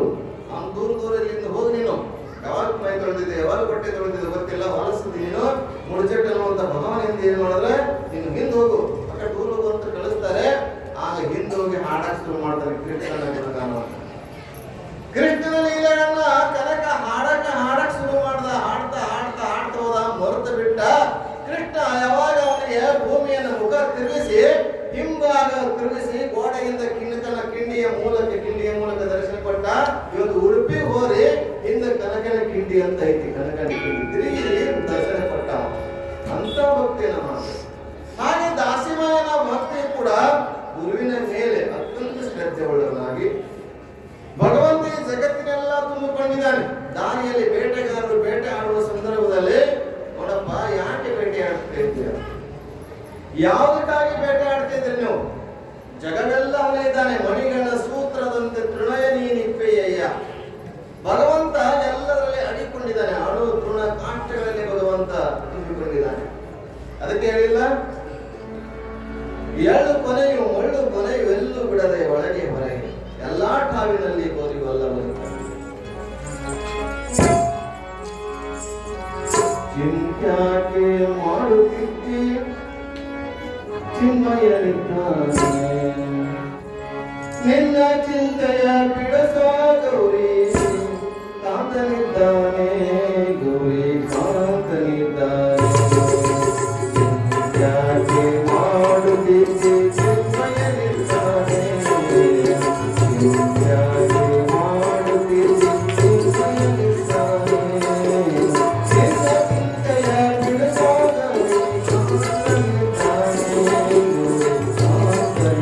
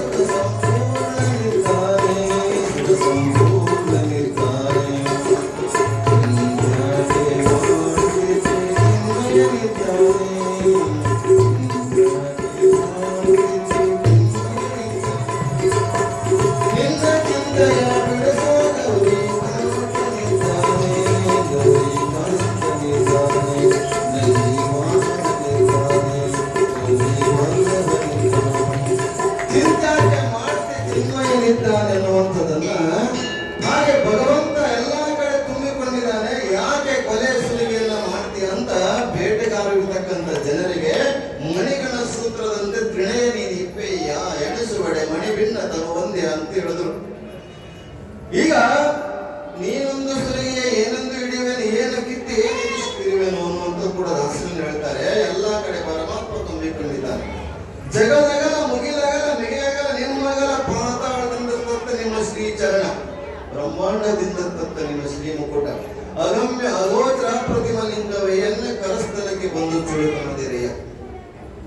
ಹಾಗೆ ಪರಮಾತ್ಮ ಎಲ್ಲಾ ಕಡೆ ತುಂಬಿಕೊಂಡಿದ್ದಾನಲ್ಲ, ಅಂತ ಪರಮಾತ್ಮ ಎಲ್ಲಾ ಕಡೆ ಇರುವಾಗ ನೀ ಯಾರಿಯನ್ನು ನೋವು ಮಾಡ್ತೀಯ, ಯಾರಿಗಾಗೆ ದುಃಖ ಮಾಡ್ತೀಯ, ಎಲ್ಲ ಕಡೆ ಪರಮಾತ್ಮ ಇದ್ದಾನಂತ ಆ ಬೇಡ ಜನರಿಗೆ ಉಪದೇಶವನ್ನ ಮಾಡಿ, ಇಲ್ಲಿರ್ತಕ್ಕಂಥ ಇಳೆ ಬೆಳೆ ನೀರು ಎತ್ತು ಬಿತ್ತು ಗಾಳಿ ವಾಯು ಎಲ್ಲವನ್ನ ಪರಮಾತ್ಮ ಪಂಚ ಮಹಾಭೂತಗಳಿದಾವಲ್ಲ, ಆಕಾಶ ವಾಯು ತೇಜ ಆಪ ಪೃಥ್ವಿ ಎಲ್ಲ ಪರಮಾತ್ಮ ಕೊಟ್ಟಿರ್ತಕ್ಕಂಥ ದಾನ ಇದೆ. ಈ ಶರೀರವು ಪರಮಾತ್ಮ ಕೊಟ್ಟಿರ್ತಕ್ಕಂಥ ದಾನ, ಈ ಶರೀರದಲ್ಲಿರ್ತಕ್ಕಂಥ ಚೈತನ್ಯವು ಪರಮಾತ್ಮ ಕೊಟ್ಟಿರ್ತಕ್ಕಂಥ ದಾನ. ಈ ದಾನವನ್ನು ಉಳಿರುವಾಗ ನೆನೆಯದ ಪುಣ್ಯಗಳು ಏನೆಂಬೇ ರಾಮನಾಥ ಅಂತ ಹೇಳಿದ್ರು. ಅಂತ ದಾಸಿಮೆಯನವರ ವಿಚಾರಗಳನ್ನು ಎಷ್ಟು ಹೇಳಿದ್ರು ಕಡಿಮೆ. ಬಸವಾದಿ ಪ್ರಮದರಿಗೆ ಅವರ ಜೀವನ ಚರಿತ್ರೆಯನ್ನ, ಅವರ ದಾಂಪತ್ಯವನ್ನ, ಅವರ ಇರುವಿಕೆಯನ್ನ ಪ್ರಭಾವ ಬೀರಿತು. ಆದ್ರೆ ನಮ್ಮ ಮೇಲೆ ಇನ್ನೂ ಪ್ರಭಾವ ಬೀರಿತು. ಬಸವಾದಿ ಪ್ರಮದರು ಭಕ್ತಿ ಅಂತವರು, ದಾಸಯ್ಯ ಮಾಡಿದಂತವರು ಹೇಳಿದ್ರು. ಭಕ್ತಿ ಇಲ್ಲದ ಬಡವ ನಾನು, ದಾಸಯ್ಯನ ಮನೆಯಲ್ಲಿ ಬೇಡಿದೆ, ಚೆನ್ನಯ್ಯನ ಮನೆಯಲ್ಲಿ ಬೇಡಿದೆ, ಕಕ್ಕಯ್ಯನ ಮನೆಯಲ್ಲಿ ಬೇಡಿದೆ, ನೆರೆದೆಲ್ಲ ಪುರಾತನರ ಮನೆಯಲ್ಲಿ ಬೇಡಿದೆ, ಎನ್ನ ಪಾತ್ರೆ ತುಂಬಿತ್ತು ನೋಡಕೂಡರ ಸಂಗಮ ದೇವ. ಆ ಬಸವಣ್ಣ ಇಂಥ ಪುರಾತನರ ಮನೆಯಲ್ಲಿ ಭಕ್ತಿ ಭಿಕ್ಷೆ ಅಂತ ಕೇಳಿದಾರಂತೆ. ಸುಮ್ಮನೆ ಅಲ್ಲ, ಭಕ್ತಿ ಭಿಕ್ಷೆ, ಭಕ್ತಿ ಇಲ್ಲದ ಬಡವ ನಾನು ಅಂತ ಹೇಳಿದ್ರು. ಅಂತ ಬಸವಣ್ಣನ ಕೂಡ ಇವರೆಲ್ಲರ ಮೇಲೆ ಪ್ರಭಾವ ಬೀರಿದೆ. ಅಂತ ದಾಸಮಯ್ಯ ವಿದ್ಯೆಯನ್ನ ಕಲಿತು ಊರಿಗೆ ಬರ್ತಾನೆ. ಮರಳಿ ತನ್ನ ಊರಿಗೆ ಬರ್ತಾನೆ. ಊರಿಗೆ ಬಂದು ಮತ್ತೆ ಕಾಯಕವನ್ನ, ಏನು ಕಾಯಕ, ನೇಗಿಯ ಕಾಯಕವನ್ನ ಮಾಡ್ತಾನೆ. ತಂದೆ ತಾಯಿಗಳು ಕೂಡ ನೇಗಿಯ ಕಾಯಕವನ್ನ, ಬಟ್ಟೆ ನೇಯುವ ಕಾಯಕವನ್ನ ಮಾಡ್ತಾರೆ. ಉಂಕೆಯ ನಿಮಿತಿ ಸರಗೆಯ ಸಮಗೊಳಿಸಿ ಸಮಗಾಲ ನಿಕ್ಕಿ ಅಣಿಯೋಳು ಏಳು ಮೆಟ್ಟಿದೆ ಹಿಡಿದ ಲಾಳಿಯ ಮಳ್ಳು ಕಂಡಿಕೆಯ ನುಂಗಿತ್ತು, ಈ ಸೀರೆಯ ನೈದವ ನಾನು ನೀನು ರಾಮನಾಥ. ಇಂಥ ಕಾಯಕವನ್ನ ಮಾಡತಕ್ಕಂಥ ಶರಣ ದಾಸಿಮಯ್ಯ. ಕಾಯಕ ಮಾಡ್ತಾ ಮಾಡ್ತಾ ಬೆಳೀತಾ ಬೆಳೀತಾ ಹೋಗಿದ್ದಾನೆ. ಜ್ಞಾನ ಉಂಟಾಗಿದೆ. ಮುಂದೆ ವಯಸ್ಸಿಗೆ ಮಕ್ಕಳು ಇದ್ದರೆ ಮನೆಯಾಗ ತಂದೆ ತಾಯಿಗಳು ಚಿಂತೆ ಶುರುವಾಗ್ತಾವಲ್ಲ. ತುಂಬುವ ಚಿಂತೆ, ಉಳದ ಚಿಂತೆ, ಹೆಣ್ಣಗಾದ ಚಿಂತೆ, ಮಕ್ಕಳ ಚಿಂತೆ, ಮಕ್ಕಳ ಬದುಕಿನ ಚಿಂತೆ. ಬೆಳೆದ ಮಗ ನಿಂತಿದ್ದಾನೆ, ಮದುವೆ ಮಾಡಬೇಕು, ಮನೆಗೊಬ್ಬ ಸೊಸೆಯನ್ನ ತರಬೇಕು ಅನ್ನುವಂಥದ್ದನ್ನು ತಂದೆ ತಾಯಿಗಳಿಗೆ ಇರ್ತದ. ಏನು ಮಾಡಬೇಕು? ದಾಸಿಮಯ್ಯ ತಕ್ಕಂತೆ ಸತಿಪತಿಗಳು ತಕ್ಕಂತೆ ಇರಬೇಕು. ಹೆಂಡತಿಗೆ ತಕ್ಕಂತೆ ಗಂಡ, ಗಂಡ ತಕ್ಕಂತೆ ಎತ್ತು ಏರಿಗೆ ಕೋಣ ಕೆರೆಗೆ ಇರುವಂತ ಗಂಡ ಹೆಂಡತಿ, ಒಬ್ಬರಿಗೊಬ್ಬರು ಅರಿತು ಜೀವನ ಮಾಡುವಂತ, ಒಬ್ಬರಿಗೊಬ್ಬರು ಅರಿತು ಬಾಳುವಂತ ಗಂಡ ಹೆಂಡತಿ ಇದ್ರೆ ಚಂದ ಅಂತ ವಿಚಾರದಿಂದ ದಾಸಿಮಯ್ಯನವರಿಗೆ ಮದುವೆಗೆ ಒಪ್ಪಿಸ್ಲಿಕ್ಕೆ ಪ್ರಯತ್ನ ಮಾಡ್ತಾರೆ. ಯಾಕಂದ್ರೆ ಅವರು ಸನ್ಯಾಸಿ ಆಗ್ಲಿಕ್ಕೆ ಹೊರತಕ್ಕಂತ ದಾಸಿಮಯ್ಯ ಮದುವೆ ಬೇಡ ಅಂತಾರೆ. ಆದ್ರೆ ನನಗೆ ಯೋಗ್ಯವಾದಂತ ಕನ್ಯೆ ಸಿಕ್ಕರೆ ಮಾತ್ರ ಮದುವೆ ಆಗ್ತೀನಿ. ಕನ್ಯೆ ಯೋಗ್ಯವಾಗಿರ್ತಕ್ಕಂಥ ಕನ್ಯೆ ಸಿಗ್ಬೇಕು. ಹಾಗೆ ಯೋಗ್ಯವಾಗಿರ್ತಕ್ಕಂಥ ಕನ್ಯೆಯನ್ನ ಎಲ್ಲೇ ಹುಡುಕಬೇಕು ಅಂತ ವಿಚಾರ ಮಾಡಿ 12 ವರ್ಷ ಪ್ರಾರಂಭ ಮಾಡಿದ್ರು. ಈಗ ಹುಡುಕಾಕ್ ಪ್ರಾರಂಭ ಮಾಡಿದ್ರು. ನಾವು ಹುಡುಕಾಕತ್ತೀವಲ್ಲ, ನಮ್ಮ ಮಕ್ಕಳಿಗೆಲ್ಲ ಎಲ್ಲಾ ಕಡೆ ಹುಡುಕಾಕತ್ತೀವಿ, ಇನ್ನೂ ಸಿಗ್ತಾನೆ ಇಲ್ಲ. ಯಾವ್ದ್ರಾಗ ನೌಕರಿಯರೇ ಕೇಳ್ತಾರೆ, ನೌಕರಿಯರೇ ಕೇಳ್ತಾರೆ, ಇಲ್ಲ ಆಸ್ತಿಯರೇ ಕೇಳ್ತಾರೆ. ಇಲ್ಲ ಅಂತಂದ್ರೆ ಏನಾದ್ರೂ ಒಂದು ಗಂಟು ಇಡಬೇಕು, ಇಲ್ಲ ಅಂತಂದ್ರೆ ಮದುವೆ ಆದ ಕೂಡ ಬೇರೆ ಆಗ್ಬೇಕಂತ ಹೇಳ್ತಾರೆ. ಅದು ಐತಿ. ಹೀಗಂತ ಹೆಂಡತಿಯನ್ನ, ಹೆಣ್ಣನ್ನ, ಕನ್ಯೆಯನ್ನ ಹುಡುಕಾಕ ಪ್ರಾರಂಭ ಮಾಡ್ತಾರೆ. 12 ವರ್ಷ, 1 ದಿವಸ 2 ದಿವಸ ಅಲ್ರಿ, 12 ವರ್ಷ. ಅವಾಗ ವಯಸ್ಸು ದೊಡ್ಡದಿತ್ತು, ಈ ವಯಸ್ಸು ಸಣ್ಣದಾಗೈತಿ. ಅವಾಗ 700 ವರ್ಷ, 800 ವರ್ಷ, 1000 ವರ್ಷ ಬದುಕಿದ್ರು. ಈಗ 100 ವರ್ಷ, ಪಂಚಾಯತ್ 100 ವರ್ಷ ತಂದರೆ ಈಗ ನಾವು ಬದುಕುದ 60 80 ವರ್ಷ ಲಾಸ್ಟ್. ಯಾಕಂದ್ರೆ ಎಲ್ಲ ಕೆಮಿಕಲ್ ಆಹಾರ ತಿಂದು, ಔಷಧ ತಿಂದು ಹುಟ್ಟುವುದೇ ಔಷಧ, ದವಾಖಾನೆ ಕೊಡ್ತೇವಿ, ಔಷಧದಿಂದ ಹುಟ್ಟಿರ್ತೇವಿ, ದವಾಖಾನೆ ಹುಟ್ಟಿರ್ತೇವಿ. ಮುಂದೆ ಏನಾದ್ರು ತಿನ್ಬೇಕು, ಕರಗಬೇಕು, ನೋಡ್ಬೇಕಂದ್ರೆ ಔಷಧ ತಿಂತೇವಿ. ಉಣಬೇಕಾದ್ರೆ ಔಷಧ ರೀ, ಕರ್ಕಬೇಕಾದ್ರೆ ಔಷಧ ರೀ, ಹೊರಗೆ ಹಾಕ್ಬೇಕಾದ್ರೂ ಔಷಧ. ಔಷಧದಿಂದ ಎಲ್ಲ ಜೀವನ ನಡೀತಾ ಇದೆ. ಅದಕ್ಕೆ ಇಂಥ ಕನ್ಯೆಯನ್ನ ಹುಡುಕಬೇಕು ಅನ್ನುವಂಥದ್ದನ್ನ ಎಲ್ಲಿ ಹುಡುಕ್ತಾರೆ ಎಂದು ಅನ್ನುವಂಥ ವಿಚಾರವನ್ನು ನಾಳೆ ನೋಡೋಣ. ನಾಳೆ ವಿಷಯವನ್ನು ನೋಡ್ತೇವೆ. ಈ ಮಂಗಲಮಯ ಕಾರ್ಯಕ್ರಮಕ್ಕೆ ನಾವೆಲ್ಲರೂ ಇನ್ನು 25 ತಾರೀಕಿನ 24 ತಾರೀಕಿನವರೆಗೆ ಪ್ರವಚನ, 24ನೇ ತಾರೀಕಿನವರೆಗೆ ಅಂದ್ರೆ ಮಂಗಳವಾರ, ಇವತ್ತ ರವಿವಾರ, ಶನಿವಾರ, ರವಿವಾರ, ಸೋಮವಾರ, ಮಂಗಳವಾರ, ರವಿವಾರ, ಸೋಮವಾರ, ಮಂಗಳವಾರ, 3 ದಿವಸ ಇರುತ್ತೆ. 3 ದಿವಸದಲ್ಲಿ ನೀವು ಏನೇನು ಕೆಲಸ ಮಾಡಬೇಕು ಅನ್ನೋದು ಹೇಳ್ತೀವಿ. ಏನೇನು ಕೆಲಸ ಮಾಡಬೇಕು? ನಾಳೆಗೆ ಕುಂಕುಮಾರ್ಚನೆ. ಇವತ್ತೆಲ್ಲ ರೊಕ್ಕ ಕೊಟ್ರೆ ನಮ್ಮ ಬದಲಿಗೆ ನೀವು ಒಬ್ರು ಕೊಟ್ಟರೆ ಸಾಕು ನೋಡ್ರಿ. ನಮ್ಮ ಬದಲಿಗೆ ನೀವು ಒಬ್ಬರೇ ಕೊಟ್ಟರೆ ಸಾಕು ಅಂತಂದ್ರೆ ಅಪ್ಪರು ಕೊಡಕ್ ಬಂದಿರು ಅವ್ರ ಮೈಯಾಗ ರಕ್ತ ನೀಡಂತ. ಅದು ಹಿಮೋಗ್ಲೋಬಿನ್ ಬೇಕಲ್ಲ, ಪಾಯಿಂಟ್ 13 10 ಎದೆ ಇರ್ತೈತಿ. ಅವ್ರಿಗೆ ಚೆಕ್ ಮಾಡಿ ರಕ್ತ ತಗೊಂಡ್ರು, ನಾನು ಚೆಕ್ ಮಾಡಿದ್ರಿ ಅಪ್ಪ ಅಂತ. ನೀವು ರೊಟ್ಟಿ ಉಂಡೋರು ಕಟ್ಟಿದ್ರಪ್ಪ, ನಾವೆಲ್ಲ ನಾತಿಗಿದ್ದೇವೆ ಅಂತಂತವರು. ಅದಕ್ಕೆ ನಾಳೆಗೆ ಕುಂಕುಮಾರ್ಚನೆ ಎಲ್ಲರೂ ಬರ್ಬೇಕು. ಸಾಯಂಕಾಲ ಬೇಗ ಬರಬೇಕು. ಅದಾದ್ಮೇಲೆ ಪ್ರವಚನ ಶುರು ಆಗ್ತದೆ. ಮತ್ತೆ ಭಜನೆಯವ್ರು ಬರ್ಬೇಕು. ನೀವೆಲ್ಲ ಅಕ್ಕಿ ಬೆಳೆದವರೆಲ್ಲ ಹಾಡುವಂಥವರೆಲ್ಲ ಇವರು ಇರ್ತಾರೆ. ನನಗೂ ಟೈಮ್ ಸಿಕ್ಕಂದ್ರೆ ಹಾಡಾಡ್ತೀನಿ. ಹಾಡಾಡಕ್ಕಲ್ಲ, ಸುಮ್ಮನೆ ಮುಂದೆ ಹಾಡಾಗಿರ್ತೀನಿ ನಾನು. ಮುಂದೆ ಈ ಒಳ್ಳೆಯ ಕಾರ್ಯಕ್ರಮಕ್ಕೆ ಒಂದಿಷ್ಟು ತನು ಮನ ಧನ ಮುಖ್ಯ ಆಯ್ತು. ಕಾರ್ಯಕ್ರಮವನ್ನು ಯಶಸ್ವಿ ಆಗಬೇಕಾಗಿತ್ತಂದ್ರೆ ಎಲ್ಲ ಬೇಕಲ್ಲ. ಶರೀರದಿಂದ ದುಡಿಯುವಂತವರೇ ಬೇರೆ, ಸೇವೆ ಮಾಡುವಂತವರು. ಜ್ಞಾನದಿಂದ ಸೇವೆ ಮಾಡುವಂತವರು ಬೇರೆ. ಒಂದಿಷ್ಟು ಇದು ದಾಸೋಹ ಆಗ್ಬೇಕಲ್ಲ. ಒಂದಿಷ್ಟು ಹಣದಿಂದ ಸೇವೆ ಮಾಡುವಂತವ್ರು ಇದ್ದವರು ಒಂದಿಷ್ಟು ಧರ್ಮ ಕೊಡಬೇಕು. ಧನವಿದ್ದು ಫಲವೇನು ಧರ್ಮವಿಲ್ಲದನ್ನ ಅಂತ ಅಕ್ಕಮ್ಮದಿ ಹೇಳಿದ್ದಾಳೆ. ನಮಗೆ ಸಾಕಷ್ಟು ಅದ, ಅದನ್ನು ಧರ್ಮಕ್ಕಾಗಿ ಉಪಯೋಗ ಮಾಡಬೇಕು ಅನ್ನುವಂಥದ್ದನ್ನು ವಿಚಾರ. ಮತ್ತೆ ಕೊನೆಯ ದಿವಸ ಒಂದಿಷ್ಟು ರೊಟ್ಟಿ ವಿಚಾರ. ರೊಟ್ಟಿ ನಿಮ್ಮ ಶಕ್ತಿ ಎಷ್ಟಿದೋ 5, 10, 11, 50 ರೊಟ್ಟಿ ಮಾಡಿ ಕೊಡ್ತೈತಿ ನಿಮ್ಗೆ. ಸಿಗಿದ್ರೆ ಹೆಣ್ಮಕ್ಳು ರೊಟ್ಟಿ ಮಾಡಿ ಪರಮೇಶ್ವರ ಮಷಿನ್ ಬಂದವ್ರಪ್ಪ. ನಾವು ಸೋಲಾಪುರ ರೊಟ್ಟಿ ಮಾಡೋದೇ ಕಷ್ಟ ಆಗ್ಬಿಟ್ಟೆ. ಆಗ ಒಂದಿಷ್ಟು ನಿಮ್ಮ ಶಕ್ತಿ, ನಿಮ್ಮ ಭಕ್ತಿ ರೊಟ್ಟಿ. ಯಾಕಂದ್ರೆ ಎಲ್ಲ ಸುತ್ತಮುತ್ತಲು ಇರತಕ್ಕಂಥ ಭಕ್ತ ಜನರು ಬರ್ತಾರೆ. ಮೆರವಣಿಗೆ ಇರುತ್ತದೆ. ಮೆರವಣಿಗೆಯಲ್ಲಿ ನೀವೆಲ್ಲ ಕುಂಭ, ಕಳಸ, ಆರತಿ ಅಂತ ತೆಗೆದುಕೊಂಡು ಬರಬೇಕು. ಬೆಳಗ್ಗೆ ಇರ್ತದೆ, ಬಿಸಿಲು ಆಗಾದ್ರೆ ಮೆರವಣಿಗೆ ಮಾಡ್ತಾರೆ, ಸಾಯಂಕಾಲ ಮಾಡ್ತಾರೆ, ಗೊತ್ತಿಲ್ಲ ಅವ್ರ ನಿರ್ಧಾರ ಅವ್ರದ್ದು ಹಿರಿಯರ್ದು. ನೀವೆಲ್ಲವನ್ನ ಎಲ್ಲಕ್ಕೂ ಕೂಡ ಸಹಕಾರ ಮಾಡಬೇಕು. ಅದಕ್ಕೆ ನಿಮಗೋಸ್ಕರ ಕಾರ್ಯಕ್ರಮವನ್ನು ಬುಧವಾರ ಇಟ್ಟಿದ್ದಾರೆ. छुट्टी दिन ಇಟ್ಟಿದ್ದಾರೆ, ನೀವೆಲ್ಲ ಬರ್ತೀರಿ ಅಂತೇಳಿ. ಯಾಕಂದ್ರೆ ಅದು ಪಂಚಮಿಗೆ ಮುಗಿದು ಹೋಗ್ತದೆ. 23ನೇ ತಾರೀಕಿಗೆ 23 ತಾರೀಕಿಗೆ ಮುಗಿಬೇಕು ಪಂಚಮಿಗೆ ಅವ್ರ ಜಯಂತಿ. ಆದ್ರೆ ನೀವೆಲ್ಲರಿಗೋಸ್ಕರ ಸರಳ ಮಾಡ್ಕೊಂಡು ಬುಧವಾರ ದಿವಸ ಕಾರ್ಯಕ್ರಮ ಇಟ್ಟಿದ್ದಾರೆ. ಒಂದಿತ್ತು ರೊಟ್ಟಿ ತರಬೇಕು. ರೊಟ್ಟಿಯನ್ನ ನೀವು ಎಷ್ಟು ಹಸಿ ಇದು ಮಾಡಿ ಒಣಗಿಸ್ಬೇಕ್ರಿ. ಮತ್ತೆ ಹಾಗೆ ತಂದು ಇಡಬಾರ್ದು. ಕಟ್ಟಿ ರೊಟ್ಟಿ ನಿಮ್ಮ ಶಕ್ತಿ ಎಷ್ಟು ಜಾಸ್ತಿ ಮಾಡಿದ್ರೆ ನೀವೇ ತಂದು ನೀವೇ ಹೋದಷ್ಟೇ. ಯಾಕಂದ್ರೆ ಇವತ್ತು ನೋಡಿ ಆ ಶಕ್ತಿ ಎಷ್ಟಿದೆ ಗೊತ್ತದ. ಒಂದು ಅರ್ಧ ರೊಟ್ಟಿ ಹಾಕಿದ್ರೆ, ಒಂದು ರೊಟ್ಟಿ ಕೊಟ್ಟಿದ್ರೆ ಎಷ್ಟು ಪುಣ್ಯ ಸಿಗ್ತೈತೆ ಅನ್ನುವಂಥ ವಿಚಾರ ನಿಮ್ಗೆ ಹೇಳ್ತೀನಿ. ಒಂದು ಊರ ಕೇಳಿ, ಒಂದು ಊರಲ್ಲಿ ಒಂದು ಬಡ ಕುಟುಂಬ. ಆ ಹುಡುಗರು ಸುಮ್ಮ ಕೂಡಿಸಿ ಹಾಕಿದ್ದಕ್ಕೆ ನಾ ಮಾತಾಡೋದು ಕೇಳಿಸ್ಬೇಕು ಎಲ್ಲರಿಗೂ ಚಂದಾಗಿ. ಪ್ರತಿದಿನ ಆಗಲ್ಲ. ಒಂದು ಊರ ಒಂದು ಬಡ ಕುಟುಂಬ. ಬಡ ಕುಟುಂಬ ತಂದ್ರೆ ಅಜ್ಜ, ಅಪ್ಪ, ಅವನು ಎಲ್ಲ ಬಡವರೇ ಇದ್ದಾರೆ. ಕೆಲಸ ಮಾಡಿದ್ರಷ್ಟೇ ಹೊಟ್ಟೆ ತುಂಬುವಂಥದ್ದು. ಕೆಲಸ ಇಲ್ಲ ಅಂತಂದ್ರೆ ಹೊಟ್ಟೆನ ತುಂಬಿದಿಲ್ಲ ಅಂತ ಬಡ ಕುಟುಂಬ. ಒಂದ್ ದಿವಸ ಹೆಂಡತಿ ಗೊತ್ತಾಗ್ತದಂತ.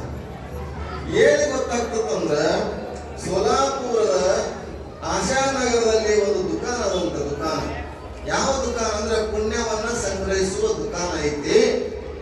ಅದಕ್ಕೆ ಆ ಹೆಣ್ಮಗಳಿಗೆ ಗೊತ್ತಾಗಿತ್ತು. ಮೊಟ್ಟ ಮೊದಲು ಗೊತ್ತಾಗಿದೆ ಹೆಣ್ಮಗಳಿಗೆ. ಪರಮೇಶ್ವರ ನಿಮ್ಗೆ ಗೊತ್ತದಲ್ಲ, ಗೊತ್ತಿರಬೇಕು ಅಂತ ಅವರೇ ಹೆಣ್ಮಗಳಿಗೆ ಗೊತ್ತಾಯ್ತು. ಅಲ್ಲಿ ಹೋಗಿ ಪುಣ್ಯ ಏನಾದ್ರು ಇದ್ರೆ ಹೇಳಿದ್ರೆ ಆ ಸೌಕಾರ ಪುಣ್ಯದ ರೂಪವಾಗಿ ಸಂಪತ್ತನ್ನ, ಪುಣ್ಯದ ರೂಪವಾಗಿ ಯಾವ್ದಾರ ಹಣ, ರೊಕ್ಕ, ಬಟ್ಟೆ, ಒಡವೆ, ವಸ್ತು ಎಲ್ಲವನ್ನ ಕೊಡ್ತಾನಂತೆ ಅಂತ ಈಕಿ ಗೊತ್ತಾಯ್ತು. ಪಾಪ ಹೆಣ್ಮಗಳು ಗಂಡಿಗೆ ಹೇಳ್ತಾಳೆ, ಊಟ ಬಡಿಸೋದು. ಊಟ ಮಾಡುವಾಗ ಅದು ಕಿರಿ ಮಾಡುದ್ರಿ ಹೆಣ್ಮಕ್ಳು ಸಾಮಾನ್ಯವಾಗಿ. ಊಟ ಮಾಡುವಾಗ ಇರ್ತಾವ ಏನ್ ತಿಂತದ ಗಂಡಗೆ ಇವತ್ತು ನಿಂಗೆ ಮಾಡ್ಯಾರ ಹಾಗೆ ನಿಮ್ಗೇನ್ ಗೊತ್ತಂದ್ರ ನಮ್ಗೇನ್ ಗೊತ್ತಂದ್ರ ನಾವು ಅಜ್ಜಿದು ಮಾಡಿದಾಗ ಅಜ್ಜಿಯಿಂದ ಗೊತ್ತಾಗೈತ್ರಿ. ನೀವು ಸಿಗುದೇ ಇಲ್ಲೇ ಸಿಕ್ಕ್ರಿ ಬೇರೆ ಬೇರೆ ಸಿಗಲ್ಲ ಅದಕ್ಕೆ ಗಂಡ ಸಿಗುದೇ ಊಟ ಟೈಮ್ನಾಗ ಊಟ ಕೊಡಿಸೋ ಟೈಮ್ನಾಗ ಆಕೆ ಅವಾಗ ಇರ್ತಾಳೆ. ಚಿನ್ನ ಮಾಡುದು ಅವಾಗ ರೀ ರೀ ಅಂತಲ್ಲೇ ಏನೋ ಗಂಡ ಅಂತಿರ್ಬೇಕು ನಿಮ್ಗೆ ರೀ. ಈಗ ಸೋಲಾಪುರದಾಗ ಹಾಸನಗರದಾಗ ಒಂದು ದುಕಾನ ಅದ. ದುಕಾನ ಐತಿ, ಅದು ಪುಣ್ಯವನ್ನ ಸಂಗ್ರಹಿಸುವ ದುಕಾನ ಅಂತ. ನಾವ್ ಏನಾದ್ರೂ ಪುಣ್ಯ ಅಲ್ಲಿ ಹೋಗಿ ಹೇಳಿದ್ರೆ ಪುಣ್ಯಕ್ಕೆ ಪ್ರತಿಫಲವಾಗಿ ಒಂದಿಷ್ಟು ಸಂಪತ್ತು ಕೊಡ್ತಾರಂತ, ನಮ್ಮ ಜೀವನ ಉದ್ಧಾರ ಆಗ್ತದ. ಹೋಗಿ ಹೇಳ್ರಿ. ಆಗ ಹೆಣ್ಮಗಳ ಮಾತು ಕೇಳಿ ಗಂಡ ಅಂತಾನ, ಏನ್ ನಾವೇನು ಪುಣ್ಯ ಮಾಡೇವಿ, ನಮ್ಮ ಅಜ್ಜ ಬಡವ, ನಮ್ಮ ಅಪ್ಪ ಬಡವ, ನಾನು ಬಡವ ಇದ್ದೇನೆ, ಏನೋ ಪುಣ್ಯ ಮಾಡಿಲ್ಲ, ಏನೇ ಪುಣ್ಯ ಹೇಳಬೇಕು ಅಂತ ವಿಚಾರ ಮಾಡಿ ಆಗ ಹೆಂಡತಿ ಒತ್ತಾಯ ಮಾಡ್ತಾಳ್ರಿ. ಕೆಳಗಡೆ ಹೆಣ್ಮಗಳು ಒತ್ತಾಯ ಮಾಡಿ ಏನಾರ ಹೋಗಾರ ಹೋಗಿ ಹೇಳ್ರಿ, ನಾವು ಬಡವಿದ್ದೇವೆ, ಸಹಾಯ ಮಾಡಂತ ಹೇಳ್ರಿ ಅಂತಂದಾಗ ಗಂಡ ಬರ್ತಾನೆ ಊರಿಂದ. ಹಳ್ಳಿಯಿಂದ ಬರ್ಬೇಕಾದ್ರೆ ಹೆಂಡತಿ ಏನ್ ಮಾಡ್ತಾಳೆ, ನಿನ್ನೆ ಮೊನ್ನೆ ಉಳಿರ್ತಕ್ಕಂಥ ಒಂದಿಷ್ಟು ಹಿಟ್ಟಿತ್ತು, ಒಂದು ರೊಟ್ಟಿ ಮಾಡಿ ಒಂದಿಟ್ಟು ಖಾರದ ಚಟ್ನಿ ಕೊಟ್ಟು ರೊಟ್ಟಿ ಹಚ್ಚಿ ಕೊಡ್ತಾಳೆ, ಬುತ್ತಿ ಕಟ್ಟಿ. ಒಂದ್ ರೊಟ್ಟಿ ಅದಕ್ಕೆ ಮೆಣಸಿನ ಚಟ್ನಿ ಹಚ್ಕೊಂಡು ಬುತ್ತಿ ಕಟ್ಕೊಂಡು ಬ್ಯಾಗ್ನ ಇಟ್ಕೊಂಡು ಬರ್ತಾ ಇರ್ತಾ ನಡ್ಕೊಂಡು ಬರ್ಬೇಕು. ನಡ್ಕೊಂಡು ಬರುವಂತ ಸಂದರ್ಭದಾಗ ದಾರ್ಯಾಗ ಏನ್ ಹಸಿರಾದ್ರೆ ಊಟ ಮಾಡುವ ನೀರು ಕುಡಿ ಅಂತ ಹೇಳಿರ್ತಾಳೆ ಹೆಂಡತಿ. ದಾರ್ಯಾಗ ಬರ್ಬೇಕಾದ್ರೆ ಆಯಾಸ ಆಗ್ತದೆ, ಬಿಸಿಲು ಹುಸಿ ಆಗ್ತದ, ನೀರಡಿಕೆ ಆಗ್ತದ. ಒಂದ್ ದೊಡ್ಡ ಗಿಡ ನೋಡಿ ಗಿಡದ ಕೆಳಗೆ ಕೂಡ್ತಾನ. ಗಿಡ ನೋಡಿ ಕೂತು ನೀರು ಕುಡಿದು ಕೈಕಾಲ ಒಂದಿಟ್ಟು ತೊಳ್ಕೊಂಡು ಊಟ ಮಾಡ್ಬೇಕು ಅಂತ ಒಂದ್ ರೊಟ್ಟಿ ಕೈಯಾಗಿ ಇಟ್ಕೊಂಡು ಊಟ ಮಾಡ್ಬೇಕಂತ ಬಾಯಿಗಳು ತುತ್ತು ಹಾಕೋಬೇಕು ಅಂತ ವಿಚಾರ ಮಾಡ್ತಾನ. ಆಗ ಮುಂದೆ ಒಂದು ನಾಯಿ ನಿಂತಿರ್ತದೆ. ಮುಂದೆ ಒಂದು ನಾಯಿ ಬಂದು ನಿಂತಿರ್ತದೆ. ವಿಚಾರ ಅಂತಾನೆ, ಇಲ್ಲಿ ಸುತ್ತಮುತ್ತ ನೋಡ್ತಾನೆ, ಯಾವ ಇಲ್ಲ, ಬಟ್ಟ ಬಯಲು, ಯಾವ ಮನೆಯಲ್ಲ, ಯಾವ ಊರಲ್ಲ, ನಾಯಿ ಹೆಂಗ್ ಬಂತು ಅಂತ ವಿಚಾರ ಮಾಡ್ತಾನೆ.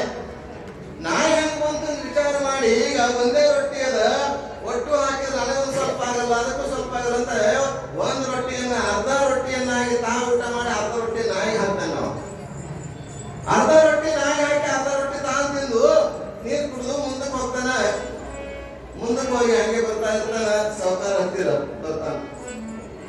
ಸೌಕಾರ ನೋಡ್ರಿ, ನಾವು ಬಡವಿರ್ತೀವಿ, ಏನಾದ್ರೂ ಮಾಡಿ ನಮ್ಗೆ ಒಂದಿಷ್ಟು ನಮ್ಮ ಜೀವನಕ್ಕೆ, ನಮ್ಮ ಕುಟುಂಬಕ್ಕೆ ಸಹಾಯ ಆಗಂಗ, ಅನುಕೂಲ ಆಗಂಗ ಒಂದಿಷ್ಟು ಸಂಪತ್ತು ಕೊಡ್ರಿ. ಆಗ ಸೌಕಾರ ಅಂತ ಹಾಗೆ ಯಾರು ಕೊಡಂಗಿಲ್ರಿ. ನಾ ಹಾಗೆ ಯಾರಿಗೆ ಕೊಡ್ತಿಲ್ಲ, ನೀವು ಏನಾದ್ರೂ ಪುಣ್ಯ ಮಾಡಿದ್ರೆ ನನಗೆ ಹೇಳಬೇಕು, ನಾ ಕೊಡ್ತೀನಿ ಅಂತ. ನಮ್ಮ ಅಜ್ಜ ಬಡವ, ನಾನು ಬಡವ, ನಮ್ಮ ಅಪ್ಪನೂ ಬಡವಿದೆ, ಎಲ್ಲ ಬಡವಿದ್ದೇವೆ. ದುಡಿದು ಜೀವನ ಕೂಲಿ ನಾಲಿ ಮಾಡಿ ಜೀವನ ಮಾಡ್ಬೇಕಾಗ್ತದ. ಅದಕ್ಕೆ ನಾವು ಬಡವಿದ್ದೇವೆ, ಏನು ಮಾಡಿಲ್ರಿ. ನೋಡು ನನ್ ವಯಸ್ಸು ಕೇಳ್ತಾನೆ. ನಾನು ವಯಸ್ಸು 40-50 ಇರ್ಬೇಕು ಅಂತ. ಅಲ್ಲಪ್ಪ, ನೀ 40-50 ವರ್ಷದ ಏನೂ ಮಾಡಿಲ್ಲ, ಪುಣ್ಯದ ಕೆಲಸ ಏನು ಮಾಡಿಲ್ಲ, ಏನು ನೋಡು, ವಿಚಾರ ಮಾಡು, ಅಷ್ಟು ಬಿಡು. ನಿಮ್ಮ ಮನೆಯಿಂದ ನಮ್ಮ ಅಂಗಡಿ ಬರೋತಕ್ಕ ಟೈಮ್ ಅದ, ಅಂಗಡಿ ಬರೋತಕ್ಕ ಏನು ಮಾಡಿಲ್ಲ ಅಂತ ಕೇಳಿದ್ರೆ ಆಗ ನೆನಪು ಬರ್ತದೆ ಅವನಿಗೆ. ಊಟಕ್ಕೆ ಕೂತಾಗ ಒಂದು ನಾಯಿ ಬಂದಿದ್ರಿ ಅದ್ರ ರೊಟ್ಟಿ ಹಾಕಿಲ್ಲ ಅಂತ ನೆನಪು ಬರ್ತದೆ. ಜೀವನದಲ್ಲಿ ಅವ ಊಟಕ್ಕೆ ಕೂತಿದ್ದ, ಅರ್ಧ ರೊಟ್ಟಿ ನಾಯಿ ಹಾಕಿದ, ಅಷ್ಟೇ ಪುಣ್ಯದ ಕೆಲಸ ಇತ್ತು.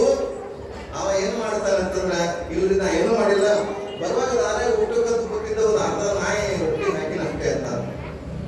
ಹೌದಾ? ಅದೇ ಸಾಕು ಅಂತ, ನೀವು ಮಾಡಿದ ಪುಣ್ಯ ಅದೇ ಸಾಕು ಅಂತ ಒಂದು ಪೇಪರ್ ಕೊಡ್ತಾನೆ. ಪೇಪರ್ದಲ್ಲಿ ನಾಯಿಗೆ ಅರ್ಧ ರೊಟ್ಟಿ ಹಾಕಿದ್ದೀನಿ ಅಂತ ಬರೆಯಂತಾನೆ. ನಾನು ಬರೆಯಕ್ಕೆ ಬರೋದಿಲ್ಲ, ಸೌಕಾರ ಬರೀತಾನೆ. ನಾಯಿಗೆ ಅರ್ಧ ರೊಟ್ಟಿ ಹಾಕಿನಂತ ಒಂದು ಚೀಟಿ ಮೇಲೆ ಬರೆದು ತಕ್ಕಡಿ ಇರ್ತದಲ್ಲ, ತಕ್ಕಡಿ ಒಳಗ ಒಂದು ಬುಟ್ಟಿ ಒಳಗೆ ಪೇಪರ್ ಇಡ್ತಾನೆ. ಏನು, ಒಂದು ಬುಟ್ಟಿ ಒಳಗೆ ಒಂದು ಪೇಪರ್ ಇಡ್ತಾನೆ. ಈ ಪೇಪರ್ ಗಾಳಿ ಬಿಟ್ಟು ಊದಿದ್ರೆ ಹಾರು ಹೋಗುವಂತ ಪೇಪರ್, ನಾಯಿಗೆ ಅರ್ಧ ರೊಟ್ಟಿ ಹಾಕಿದ್ರೆ ಅಂತ ಬರೆದಿದ್ದ ಪೇಪರ್ ಬುಟ್ಟಿ ಒಳಗೆ ಇಟ್ಟಾಗ ಒಂದು ಕಡೆ ಏನ್ ಮಾಡ್ತಾನೆ, ಬುಟ್ಟಿ ಒಳಗ ಮನೆಯಾಗಿರ್ತಕ್ಕ ನಾವು ದುಕಾನ್ದಾಗಿರ್ತಕ್ಕಂಥ ವಸ್ತುಗಳೆಲ್ಲ, ಒಡವೆ ವಸ್ತು, ಬಂಗಾರ, ಬೆಳ್ಳಿ ಹಾಕೊಂಡು ಹೋಗ್ತಾನೆ. ಒಟ್ಟ ತಗಡಿನ ಮೇಲೆ ಎಳಂಗಿಲ್ಲ, ತಗಡಿನ ಮೇಲೆ ಎಳಂಗಿ, ಪೇಪರ್ ಇಟ್ಟುಕೊಂಡು ತಗಡಿನ ಮೇಲೆ ಎಳಂಗಿಲ್ಲ. ಆಶ್ಚರ್ಯ ಆಗ್ತದ, ಎಂತ ಪುಣ್ಯ, ಅರ್ಧ ರೊಟ್ಟಿ ಹಾಕಿ ನಾಯಿಗೆ ಎಂತ ಪುಣ್ಯ ಮಾಡಿದಾರೆ ಎಷ್ಟು ಜನರ ಪುಣ್ಯ ಇರಬೇಕು ಅಂತ ವಿಚಾರ ಮಾಡಿ ಅಂಗಡಿ ನನ್ನ ಅಂಗಡಿ ಸಾಮಾನೆಲ್ಲ ತಗೊಂಡು ಹೇಳುವುದಿಲ್ಲ, ಬೇರೆ ಅಂಗಡಿಯಿಂದ ತರಕ್ ಹೋಗ್ತಾನ. ಬೇರೆ ಅಂಗಡಿ ತರಕ್ ಹೋದಾಗ ಒಂದು ವಿಚಾರ ಮಾಡ್ತಾನ್ರಿ, ಇಷ್ಟು ನನ್ನ ನಾಯಿಗೆ ರೊಟ್ಟಿ ಹಾಕಿದಂತ ಇಷ್ಟು ಪುಣ್ಯ ಅದ, ಇಷ್ಟು ಫಲ ಇದೆಯಲ್ಲ, ಈ ಪುಣ್ಯವನ್ನು ನಾವು ಮಾಡ್ಕೋಬಾರ್ದು ಅಂತ ನಾವು ಪುಣ್ಯ ಮಾಡ್ಕೋಬಾರ್ದು. ಸೌಕಾರ ನೀವು ಏನ್ ಬೇರೆ ಅಂಗಡಿ ಹೋಗೋದು ಬೇಡ, ನನ್ನ ಪುಣ್ಯ ನನ್ನ ಹತ್ತಿರಲಿ ಅಂತ ಚೀಟಿ ತಗೊಂಡು ಕಿಶದ ಇಟ್ಕೊಂಡು ವಾಪಸ್ ಬರಕ್ ಶುರು ಮಾಡ್ತಾನೆ. ವಾಪಸ್ ಊರಿಗೆ ಬರೋ ಸಂದರ್ಭದಲ್ಲಿ ಹೆಣ್ಣು ಕೇಳಿದಾಗ ಏನಾದ್ರು ತರ್ಬೇಕಂತೇಳಿ, ಏನಾದ್ರು ತರ್ಬೇಕಂತ ಹೇಳಿದಾಗ ಹೆಣ್ಣು ತಂದಿರಲ್ಲ, ಹಂಗೆ ನಡ್ಕೊಂಡು ಹೋಗ್ಬೇಕಾದ್ರೆ ಅದೇ ರೊಟ್ಟಿ ಕಟ್ಟಿದ್ದು ಪವಾಡ ಇರ್ತಲ್ಲ, ಬುತ್ತಿ ಕಟ್ಟಿದ್ರು ಪವಾಡ ವಸ್ತ್ರ, ಆ ವಸ್ತ್ರದಲ್ಲಿ ಒಂದು 3 ಕಲ್ಲು ಅಂತ ಕೊಡ್ತಾರೆ. ಕಲ್ಲು ಇಂಥ 3 ಕಲ್ಲನ್ನು ತೆಗೆದುಕೊಂಡು ಅರವಿ ಕಟ್ಟ ಗಂಡು ಕಟ್ಟಿ ಕೈ ಚೀಲ ಇಟ್ಕೊಂಡು ಹೋಗ್ತಾನೆ. ಹೋಗಿ ನನ್ನ ಗಂಡ ಏನಾದ್ರು ತರ್ತಾನೆ, ಏನಾದ್ರು ತರ್ತಾನೆ, ಆಕಿ ದಾರಿ ಮುಟ್ಕೊಂಡು ತಿಂತಿರ್ತಾಳೆ. ಹಾದಿ ನೋಡ್ಕೊಂತ ಆಕಿ ನಿಂತಿದ್ದಾಳ, ಗಂಡ ಪಿಶವಿ ತನ್ನ ಕೈಯಾಗ ಕೊಟ್ಟು ಆಕಿ ಕಾಯಿ ಕಾಲಿಗೆ ನೀರು ಕೊಟ್ಟು ಊಟಕ್ಕೆ ಹಚ್ಚಿರ್ತಾಳ, ಊಟಕ್ಕೆ ಹಾಕ್ತಾಳ, ಮ್ಯಾಗ ಊಟಕ್ಕೆ ಹಾಕಿ ಊಟಕ್ಕೆ ಕೊಡ್ತಾಳ. ಊಟಕ್ಕೆ ಗೊತ್ತ ಆಕಿ ಒಜ್ಜಿತ್ತಲ್ಲ, ಭಾರ ಇತ್ತು, ಏನಾರ ತಂದಿರಬೇಕು ಅಂತ ಗಂಡ ತೆಗೆದು ನೋಡ್ತಾಳ, ಅರಿವಿ ನೋಡ್ತಾಳ, ಆಶ್ಚರ್ಯ ಆಗ್ತದ. ಏನು ಕಲ್ಲಿನ ಕೊಂಡ ಅಂತ ತಂದಿದಲ್ಲ 3, ಅವೆಲ್ಲ ಬಂಗಾರ ನಾಯಿ ಅನ್ನ ರೊಟ್ಟಿ ಕೊಟ್ಟಿರ್ತಕ್ಕಂಥದ್ದನ್ನ ಬಂಗಾರದ ಗುಂಡೆಗಳನ್ನಾಗಿರ್ತದಂದ್ರೆ ಇವತ್ತು ಜೀವನವನ್ನ ಪರಮಾತ್ಮನಿಗಾಗಿ, ಗುರುವಿನಗಾಗಿ, ದಾಸನಿಗಾಗಿ ನಾವು ಮೀಸಲಾಗಿಟ್ರೆ ಒಂದಿಷ್ಟು ಬರ್ತಕ್ಕಂಥ ಜನರಿಗೆ ದಾಸೋಹ, ಅನ್ನದಾಸೋಹ, ಜ್ಞಾನ ದಾಸೋಹ, ವಸ್ತ್ರ ದಾಸೋಹ, ವಿದ್ಯಾ ಜ್ಞಾನ ದಾಸೋಹ ಎಲ್ಲವನ್ನ ಮಾಡ್ತಾ ಇದ್ರೆ ಅರ್ಧ ರೊಟ್ಟಿಗೆ ಜೀವನ ಪುಣ್ಯ ಆಯ್ತು, ಬಂಗಾರ ಬೆಳಾಯ್ತು. ಇಡೀ ನಾವು 10 ರೊಟ್ಟಿ ಮಾಡ್ಕೊಂಬಂದ್ರೆ, 20 ರೊಟ್ಟಿ ಮಾಡ್ಕೊಂಬಂದ್ರೆ ನಮ್ಮ ಜೀವನ ಎಷ್ಟು ಬಂಗಾರ ಆಗಿರಬಾರ್ದು. ಅಂತ ಒಂದು ಜೀವನವನ್ನ ಕಲ್ಲು ಬಂಗಾರ ಆಗ್ಬೇಕಾಗಿಲ್ಲ ನಮ್ಗೆ. ನಮ್ಗೆ ಏನಾಗಬೇಕು? ಜೀವನ ಬಂಗಾರ ಆಗ್ಬೇಕಾಗಿದೆ, ಬದುಕು ಬಂಗಾರ ಆಗ್ಬೇಕಾಗಿದೆ. ಬದುಕು ಬಂಗಾರ ಆಗ್ಬೇಕಾಗಿತ್ತಂದ್ರೆ ಇಂಥ ಪುಣ್ಯಮಯ ಕಾರ್ಯಕ್ರಮದಲ್ಲಿ ತನು ಮನ ಧನದಿಂದ ಸೇವೆಯನ್ನು ಸಲ್ಲಿಸಿದಾಗ ಮಾತ್ರ ನಮಗೆ ಪುಣ್ಯ ಸಿಗ್ತದ. ಪುಣ್ಯದ ರೂಪವಾಗಿ ನಮಗೆ ಎಲ್ಲ ಆ ಪರಮಾತ್ಮ ಸದ್ಗುರುನಾಥನ ಆಶೀರ್ವಾದ ಆಗ್ತದೆ ಅನ್ನುವಂಥದ್ದನ್ನ ನಾವು ಮರೆಯಬಾರದು.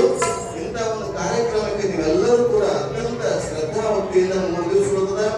ಯಾರು ಕಾಣಿಕೆಯನ್ನ ಬರೆಸಿದ್ರಲ್ಲ, ಬರೆಸಿದವರು ಉಳಿಸ್ಕೋಬೇಡ್ರಿ, ಕೊಡ್ರಿ. ಕಾರ್ಯಕ್ರಮ ಯಶಸ್ವಿ ಆಗ್ತದ, ಮೆರವಣಿಗೆ ಆಗ್ತದೆ. ನೀವೆಲ್ಲರೂ ಕೂಡ ಪ್ರತಿಯೊಂದು ಕಾರ್ಯಕ್ರಮದಲ್ಲಿ ಪಾಲ್ಗೊಳ್ಬೇಕು ಅಂತ ಹೇಳುತ್ತಾ, ಇವತ್ತಿನ ಈ ಕಾರ್ಯಕ್ರಮದಲ್ಲಿ ನಮ್ಮ ಸಲಗದ ಭಕ್ತರು ಬಂದಿದ್ದಾರೆ. ಸುತ್ತಮುತ್ತಲಿನ ಭಕ್ತರು, ಗೌಡಿ ಬಸ್ತಿಯಾಗಲಿ, ಎಲ್ಲ ಭಕ್ತರು ಕೂಡ ಬಂದಿದ್ದಾರೆ, ಕೆಲಸ ಮಾತಾಡಿದ್ರು. ಹಾಗೆ ಅಂತಹ ಭಕ್ತರಿಗೆ ಒಂದು ಗೌರವಿಸುವ, ಒಂದು ಸ್ವಾಗತಿಸುವಂತ ಜಗತ್ತಿನೊಳಗ ಮುದನೂರು ಗ್ರಾಮ ದೇವರ ದಾಸವಿನವರ ಒಂದು ಸ್ಥಳ ಹೇಳುತ್ತಾ ಇವತ್ತಿನ ಈ ಮಂಗಲ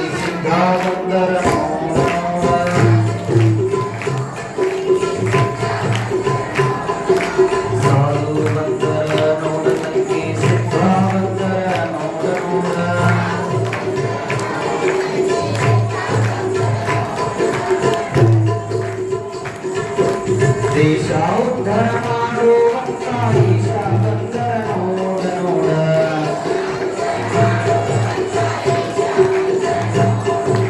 ಜಗತ್ತಿನ